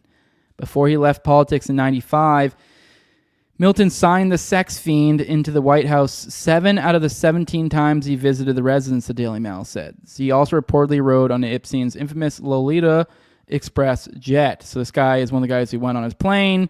He also was the guy who was signing him in to come visit Bill. Also reportedly, I believe, so far as we know, probably one of the first documented, he essentially was the go-between of the first documented interactions between Bill Clinton and Epstein that I'm aware of, at least. So that's my understanding of the situation, is that Middleton was literally the first guy, essentially the go-between that we know of. And yep, this is what happens to him. His Middleton's executive access was curtailed, however, when a 96 investigation found that he abused his high-flying contacts to position himself as an international dealmaker. Despite a dearth of evidence, self-professed Clinton truthers have also pounced on similar deaths, including Clinton associates involving the 93 suicide of Deputy White House counsel Vince Foster and Epstein's own hanging death while awaiting trial in 2019. The flow of documents related to Middleton's death comes after his family petitioned to keep details of the event sealed, citing concerns that the grisly images from the scene would become public. In June 2022, the Arkansas Times reported Circuit Judge Alice Gray determined that while the visual content was to remain sealed, the report would be available under the Freedom of Information Act. Okay, so there's that. Nothing to see here. Totally a suicide. Don't worry about nothing, guys. Don't worry about it. Let's see what you guys got to say. Been a minute, and then I think we'll probably maybe go through the last story. Bug Fight says all that boys on the track stuff is fucking wild. Yeah, it's insane. The boys on the track stuff. Definitely want to cover that at some point. That's another one of the ones that in that area, literal high school boys that got put on the tracks, essentially got stabbed to fucking death and maybe shot, I forget, and thrown on the tracks. Later it shows, that clearly were dead when they were on the tracks because they tried to give some stupid story. It's actually really crazy. The coroner is on record saying, "Oh no, they just passed out from being high on the train tracks." It's pretty nuts, and he's got a history of crazy shit like that for other such characters that clearly are covering for some sort of network. Like he also made that same coroner also in another case said, there was like a decapitated guy at some crime scene, and he tried to make the claim that the dog ate the head or something. That I think that he tried to claim the guy committed suicide, and the dog had ate the head because the body had been there for a while. And then later, I think the funny thing is, I think the head was found somewhere in a trash can or some shit, and then he had to make up some other fucking bullshit of why.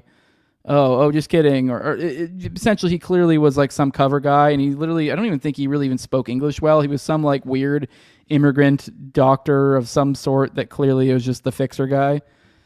So yeah, weird shit. They got a lot of crazy shit in Arkansas. Hustle says he has bags cases for all mine. Okay, all right. It just seems weird that you'd be like, I'm gonna pull out my case and go fucking kill myself. I don't know. If I was doing it, I'd just grab my gun. I wouldn't be like I was going out for safari and put them in cases and stuff. I don't know. All right. Those boys overdosed on weed and took a nap on the tracks. Yeah, for sure. Exactly. And the dog was like a chihuahua. You're right. Comment mama. Yeah, I forgot. The dog was really small dog. So that's what made it ridiculous. So yeah, go check that out, guys. That's undercovered, I think. So I think at some point I need to cover that. I just don't. I usually try to find guests because I don't feel like I always do the greatest job if it's a solo episode like that. But I don't know. Maybe one of these days I'll do it myself. Hustle says it depends on your storm. I don't keep them safe or anything. So yeah. All right, let's get into I guess the last story of the day. I probably should have finished this yesterday, or not yesterday, on Friday, because this last part is really, really short. So I thought it was longer for some reason, and it's really more of just a kind of wrapping things up. But hey, whatever. Figured we'd at least finish it up. It deserves its due diligence. Highly recommend you guys go read this on your own if you haven't. If you missed some of the previous 4 morning dumps where we broke this up into parts, this is part 5, the last part of serial murder in Belgium, the Butcher. So if you do want to get caught up on it, you can either go read it yourself over at ircnic.substack.com, or you can just go to the timestamps. If you really like me reading to you for some weird ass reason, you can go to the 4 previous morning dumps. Each one of those, go to the timestamps. Usually at the end, I put them as Dutroux P2K Part 1, 2, 3, 4, 5. So you can watch all of them that way if you like to. But we're wrapping this up today. So this is The Vanishing. He says, as I'm writing this in July of 2025, the case of the Butcher of Mons seems to be slowly disappearing from the conscious minds of Belgians. The investigation is still ongoing, but basically paused due to a lack of leads. If no new lead comes up in the investigation by March 22nd, 2027, the investigation will be considered closed. Like the Brabant Killers one was this year after being reopened, or before being reopened. Arguably, there couldn't have been a worse time for the police to be dealing with a serial killer than during the immediate aftermath of the Dutroux affair. As we've seen, this was different from everything else that Belgium had been used to so far in terms of killers, and I think this further threw off the judiciary police, leading them to end up with nothing almost 30 years later. It will be exactly 30 years next year, and there's no hope of resolving this case. It would take a miracle. It took 6 little girls to go missing in 1995 and 1996 for Belgian police forces to step up and finally manage to catch the culprit. In the year that followed, 5 women who obviously were from extremely poor backgrounds went missing. Because of that, nobody cared, the police as well. They were seen as disposable until the discovery of their body parts spread around the city of Mons. No one was held accountable, and the story of these brutally murdered women quickly was buried by the years of incompetence of the police forces working on the case. He says, as always, thank you for the reading. I want to try something a little bit different this time, a smaller, more contained story. Hopefully some of you find it interesting. If any of you have questions or comments, I'm all ears. He says, all the books and articles, excerpts translated by myself. This is why I really like this guy, because for those who aren't aware, the Dutroux affair, particularly speaking, that case is one of those ones that you just simply are, it's impossible to become anything close to an expert in this case without being multilingual because of the case, the situation with the research material that's out there and where it happened.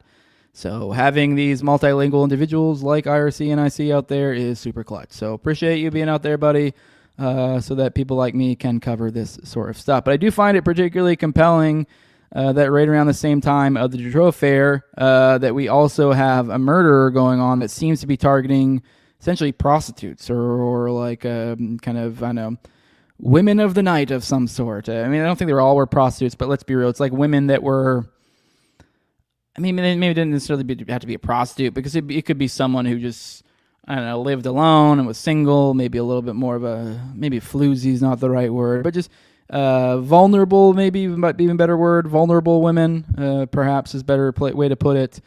That seems to be targeted, and obviously in the aftermath of a giant child rape thing, people didn't really seem to, I don't know, it's kind of like, whatever. So people tend to not care, so kind of like the Long Island serial killer thing, so... But, I mean, if you understand what was probably really going on in the Dutroux affair, and then you take into account this as well, it paints a dark picture, and it's kind of like, you know, hey, people are looking away from this dark thing that's going on, and I think there's probably a pretty good chance it may even play a component in the larger Dutroux affair stuff, because let's be real, this was high-level elites playing out their dark fucking desires. So I know, is it really that crazy that it would also apply to people of adult age? Does it really always have to be children? I think it's just easier when it's a kid for us to point to it and go, there's no way around this. Because if it's a prostitute, you can be like, I don't know, let's be real. You're like, I mean, the distinct thing about kids, like it's destroying innocence. Whereas like it's a prostitute, like I kind of get it. Obviously, I'm not saying it's okay to murder prostitutes, but like when you're like, someone's like, prostitute died, I'm like, bummer.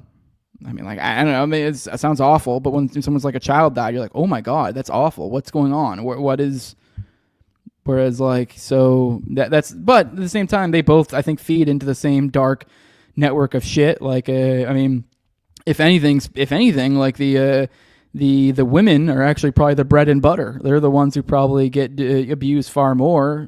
Cause let's be real, like, the deep, dark fucking, like the kid stuff, that's probably reserved for like, it's like, as gross as it may sound, that's like probably like top shelf elite shit. So let's be real. Most of the time, it's probably just some poor fucking prostitute they're abusing or some shit. So yeah, I just find it interesting that we have this going on at the same time. They never found anything. Who knows? Maybe more will come of this in the future. But I just feel like maybe that's like an overlooked component that we don't really think of too much. All right, someone mentioned earlier, I guess I have a few other stories. I still got some time that we could go through. Someone mentioned earlier about Netanyahu's trying to get out things and all this stuff going on with Syria. Well, to add to that, apparently he's taken ill with intestinal inflammation. So he's got food poisoning. He needs to rest at home for 3 days. The trial was supposed to restart. Also got this story. I thought this was kind of interesting. We got... right here, this broad, I'm kind of been lately kind of maybe having more of an open eye to kind of re-examine some of the claims from before. So I'm not at all trying to say this is true or not. I figured we'd read this. And I saw some stuff in the comments of people disputing this claim. But here's someone who's saying she's supposedly the 27th sexual assault victim of Trump. So let's go ahead and play this. It's in the audio thing again. 1 second.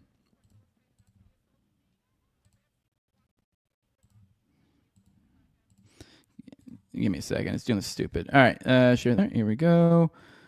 All right. I'm sorry. Let me try that again. I'm considered number 27. I'm Donald Trump's 27th sexual assault victim. When I was doing Sports Illustrated, that's when he assaulted me.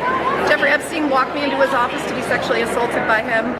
I'm considered number 27. I'm Donald Trump's 27th sexual assault victim. When I was doing Sports Illustrated. Sorry, I played that through the second time. I didn't mean to. I was trying to hunt the tab. I had too many tabs up, and I got lost. So this is Stacey Williams, former Sports Illustrated swimsuit model. She said claims Jeffrey Epstein walked her into his office to be sexually assaulted by Donald Trump.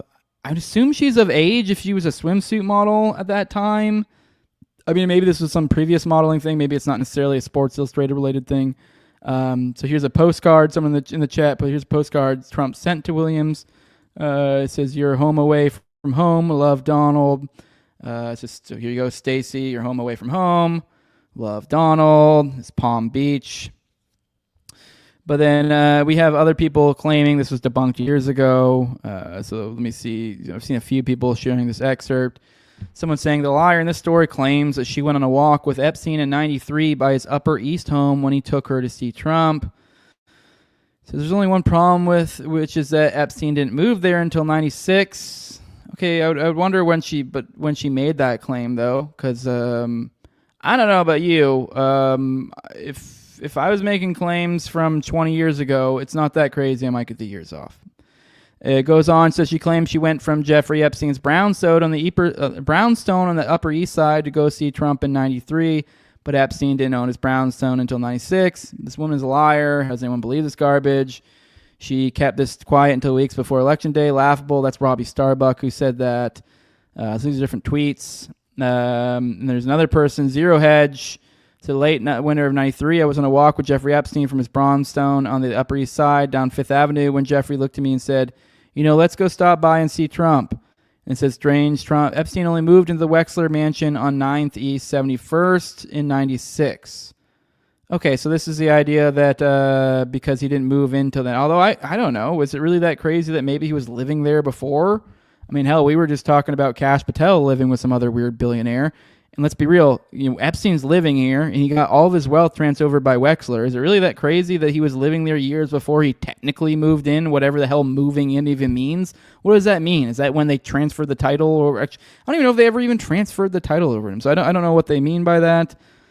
He didn't own it, so he didn't own it till '96. But I don't even know if you could say he owned it, because this is all stuff that, like, Wexler stuff, so... I mean, I don't know if that's really that strong, this whole, like, 93, 96 thing, considering it, if they're like, well, he didn't even own it. Like, okay, does that mean he was living there? I mean, clearly there's some sort of weird relationship with Wexler, so, yeah, I don't know. So, I mean, if any of you guys find more on this, but this is one that's out there. This is all I've seen anyone throw out, to kind of say otherwise. So I don't know. I mean, I'm open to her being full of shit. I'm open to it being legit. I'm starting to look back on this stuff with different scrutiny, with different eyes. And on that note, here's a video from Gua. And on that note, though, I also do think we need to keep an eye out. And also with that re-examining of past stuff, maybe be careful, because I have my buddy Gua here, says they're trying to make Epstein files look like the Satanic Panic in the 80s. There's goals to make the normies think anyone that brings up Epstein and Trump's connection to sexual blackmail such child abuse should look crazy. So here is on InfoWars or Alex Jones or whatever the fuck with Schroyer.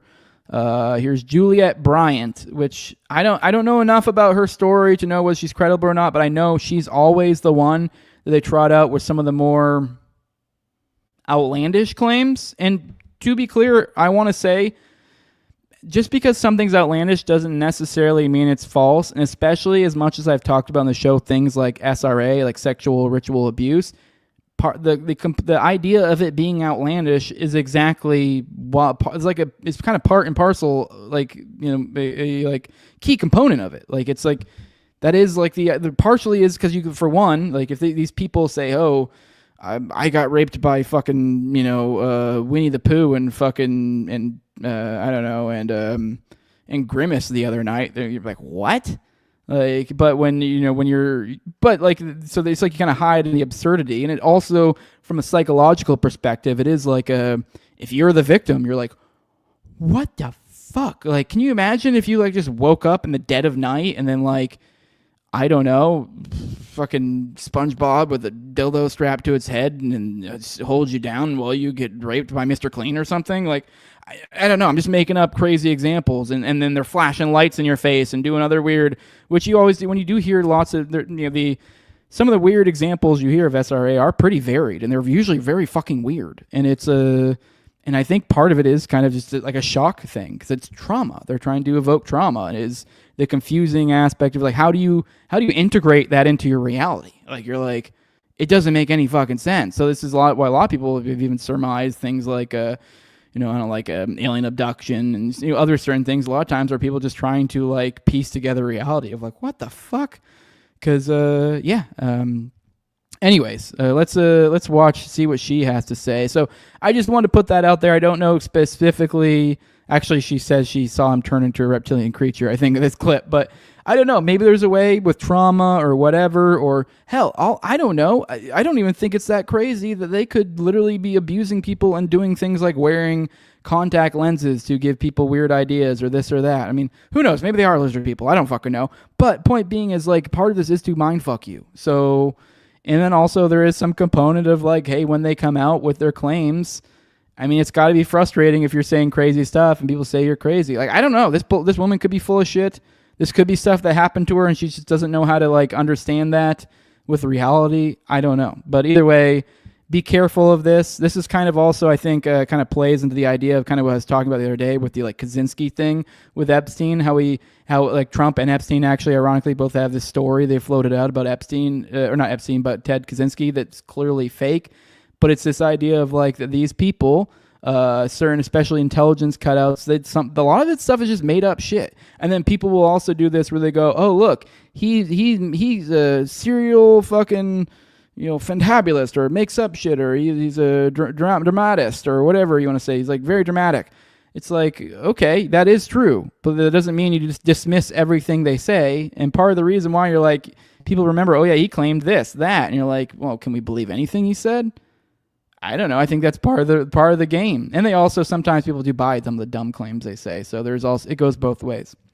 But let's watch this video. Let's see what this broad has to say. As I've spoken about recently, I saw him shapeshift into something else in front of my eyes. It looked like a sort of reptilian creature, like when I was in the bedroom when he took me there. And what I'm starting to realize is it was probably like an alien creature. And it's hard talking about this because a lot of people think it's crazy. And I would also think it was crazy. But unfortunately, I saw it.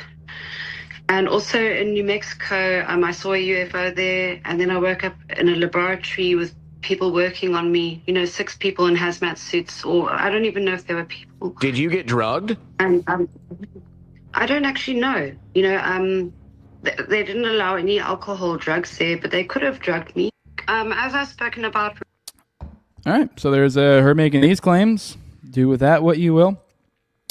Let's roll through the chat, see what you guys got to say. I think I accidentally scroll way up in here. Any chance Tom Hanks posted a rail spike he found in a parking lot? Yeah. Boys on the Tracks introduced me to Wendigoon. Yeah, it's a pretty good channel. I dig them. Someone asked for kitties. No, Kitty's been quiet today. I don't know. They must be taking a nap somewhere. Sorry, Robin.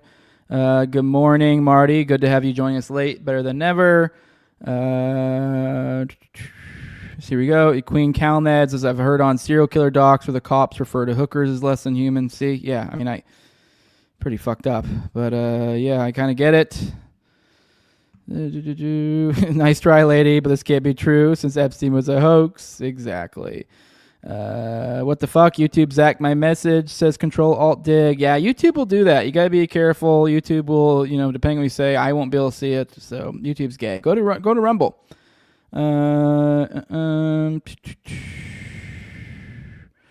He goes, no names. Says, I feel like beyond the list, we do not need videos put out. Seems like the largest release of child porn in history. I'm sure that's not good. Oh yeah, I don't want the videos out. I don't know anyone who really wants videos out.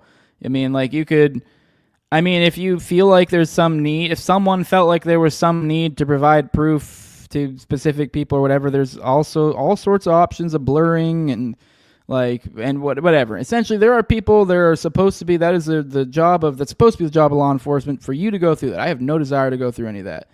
I just need sufficient proof to show me that other people doing it. I don't need to literally see it. To some degree, I'm willing to take others' word for it. So dissociative trauma compartmentalization, says Hustle Bones. Yep, that was the smart word. I was looking for that. Someone's saying the YouTube channel AV Loop is a breadcrumb, Jose. I don't know. I'm too retarded for that breadcrumb. I don't know where that's going. All right, guys, let's do... Actually, here's one little funny I want to show you guys. Here's someone shared this to me recently. I just thought you guys might get a kick out of this, too. Here's a photo of George Bush with Kayla, who's the mother of Harambe. It's just funny. Someone puts the meme. I'm fucking pacing the room right now, chain smoking pure weed. How fucking deep does this all go? Obviously, I don't think there's anything with that, but I just thought it was funny.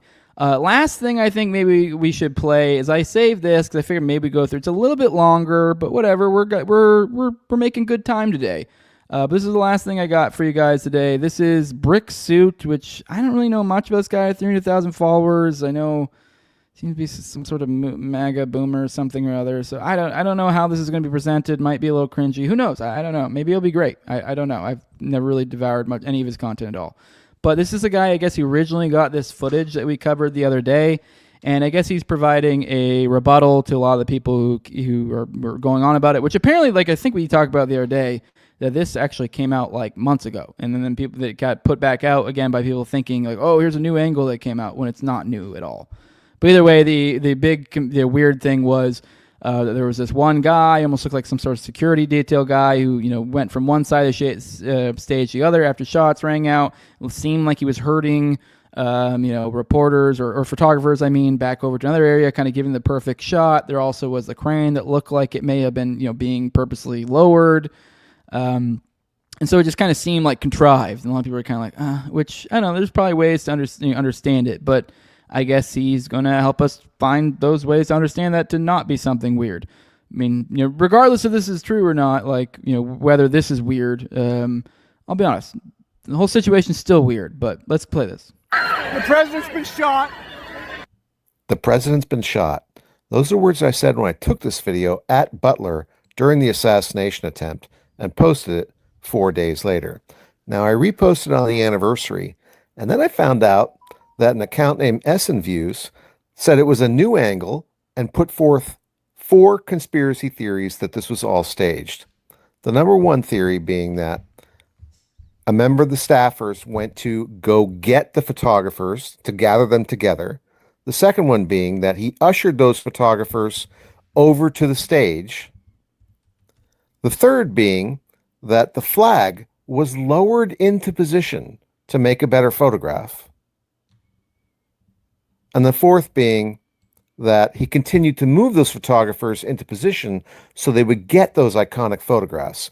Now, I'm going to go through a bunch of footage here and try and debunk all of that. So let's start with the first claim, that he gathered photographers on the left. It's true that there were photographers on the left side of the stage, but was he really gathering them? No, he wasn't. Here's where the photographers were, and just for reference, here's where I was standing. That was my view. Now, he did go over and speak to them. If only there was some way we could know what he said, but there is. One of the photographers was wearing meta glasses and recorded the interaction.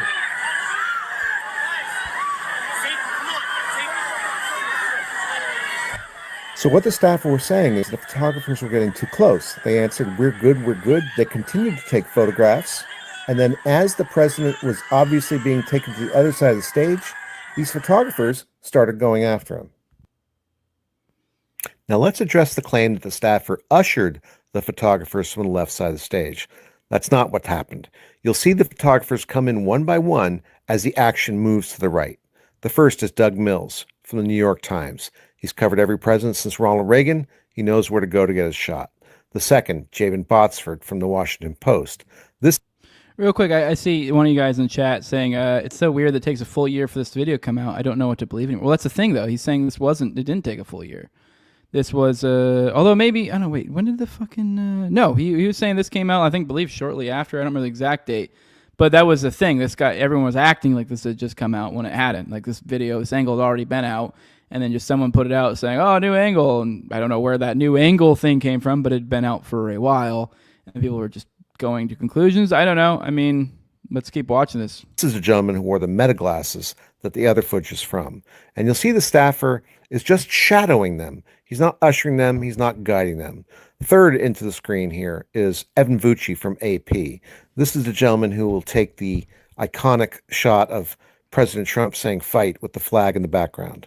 So as the flag drops down into the frame, let's go on to the next point that was raised by the theorist here, that the flag was actually being lowered into position to create a better shot. Now, if we go back to Jabin's meta glasses, we're going to see that the flag is not being lowered. You can see that the points of attachment are at the same position relative to the booms. It's not being lowered at all, just the wind didn't blow quite as hard and the flag fluttered down. Okay, that's kind of what I figured maybe might be the case, that it was just an angle thing. You couldn't really tell with the thing. But it did appear from that angle that it was being lowered. So, but it wasn't, I even said then, I was like, I don't know, maybe it's an angle thing, I don't know, whatever. Now right here, Jabin inadvertently captures picture of the fourth photographer and a moneymaker from Getty Images.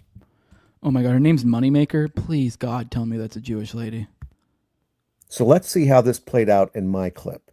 As you can see, all four photographers are right there, composing their shots, taking their pictures without being guided whatsoever. As the president moves, so do they.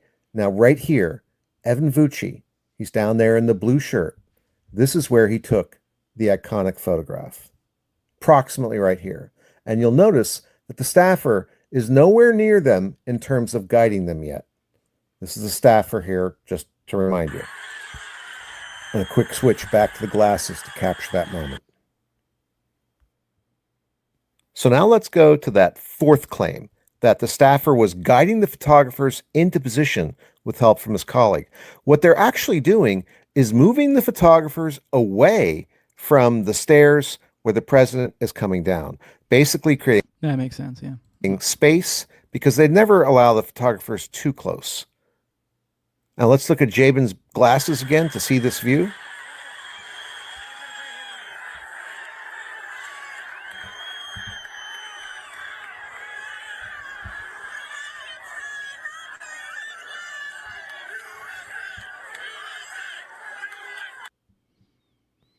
So as you can see, the one chick in the back I find funny. She's like doing this move. Staffer just keeping them in a group. There goes Dan Scavino going after the motorcade. Now, I think I've shown that all 4 points in this absolutely insulting, ridiculous, and absurd conspiracy that the Butler assassination was staged are false. The staffer did not gather photographers from the left. He went to caution them. The staffer did not lead them to the right.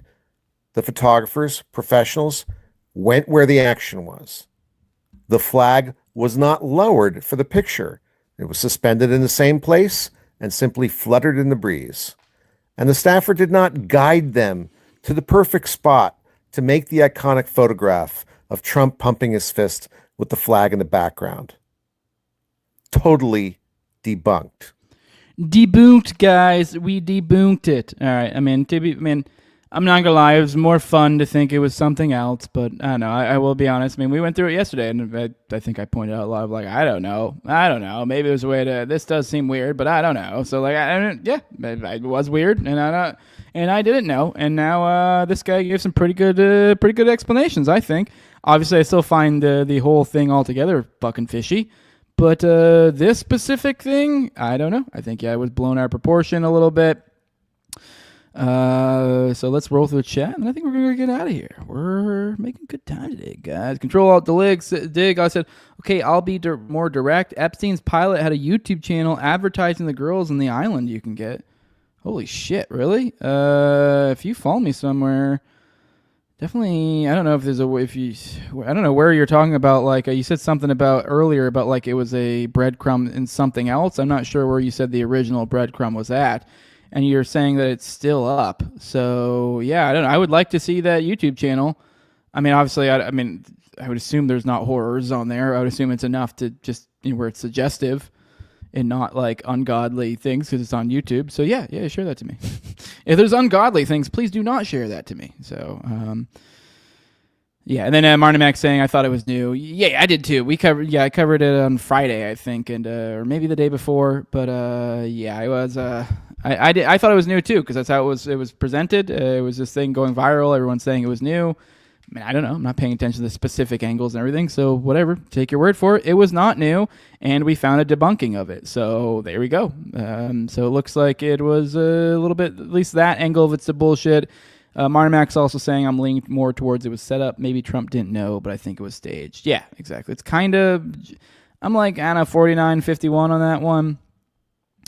So yeah, saying this proves it wasn't staged is false though. Exactly. Yeah, it doesn't prove it wasn't staged. It proves this particular thing. Yeah, just like Draculticon. That's fun to say. Draculticon. All right, I think I got it. So that doesn't prove it was staged. Proves this particular theory isn't valid. Exactly. Yep. Hustlebone says AV loop is nothing. I just looked it up. I think he was saying it was like some sort of connection. I don't know. Whatever.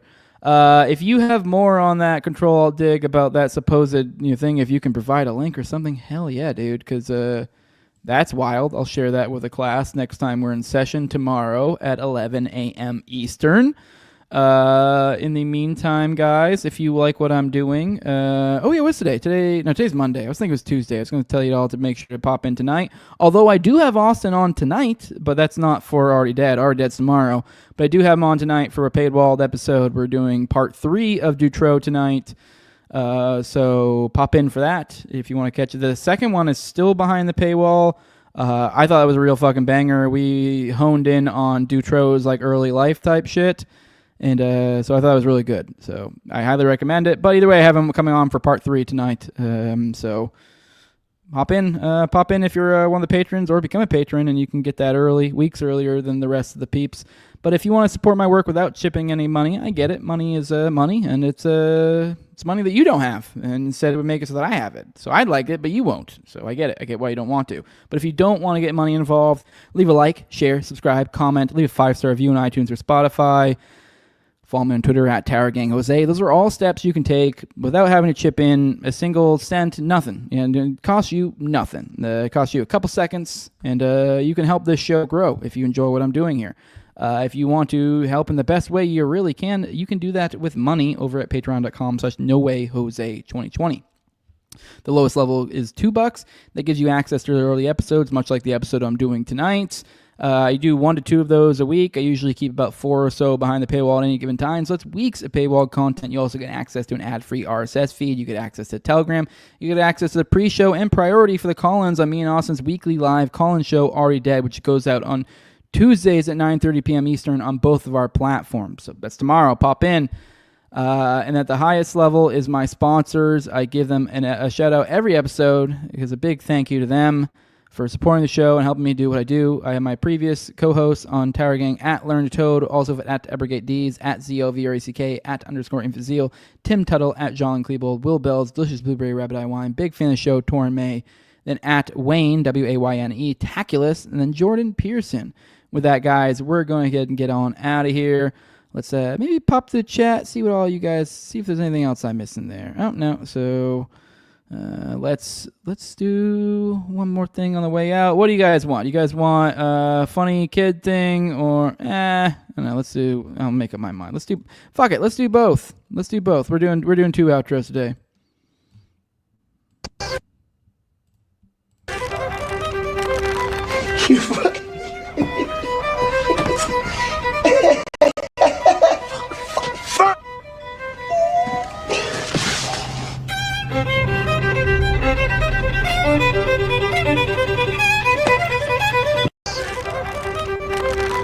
You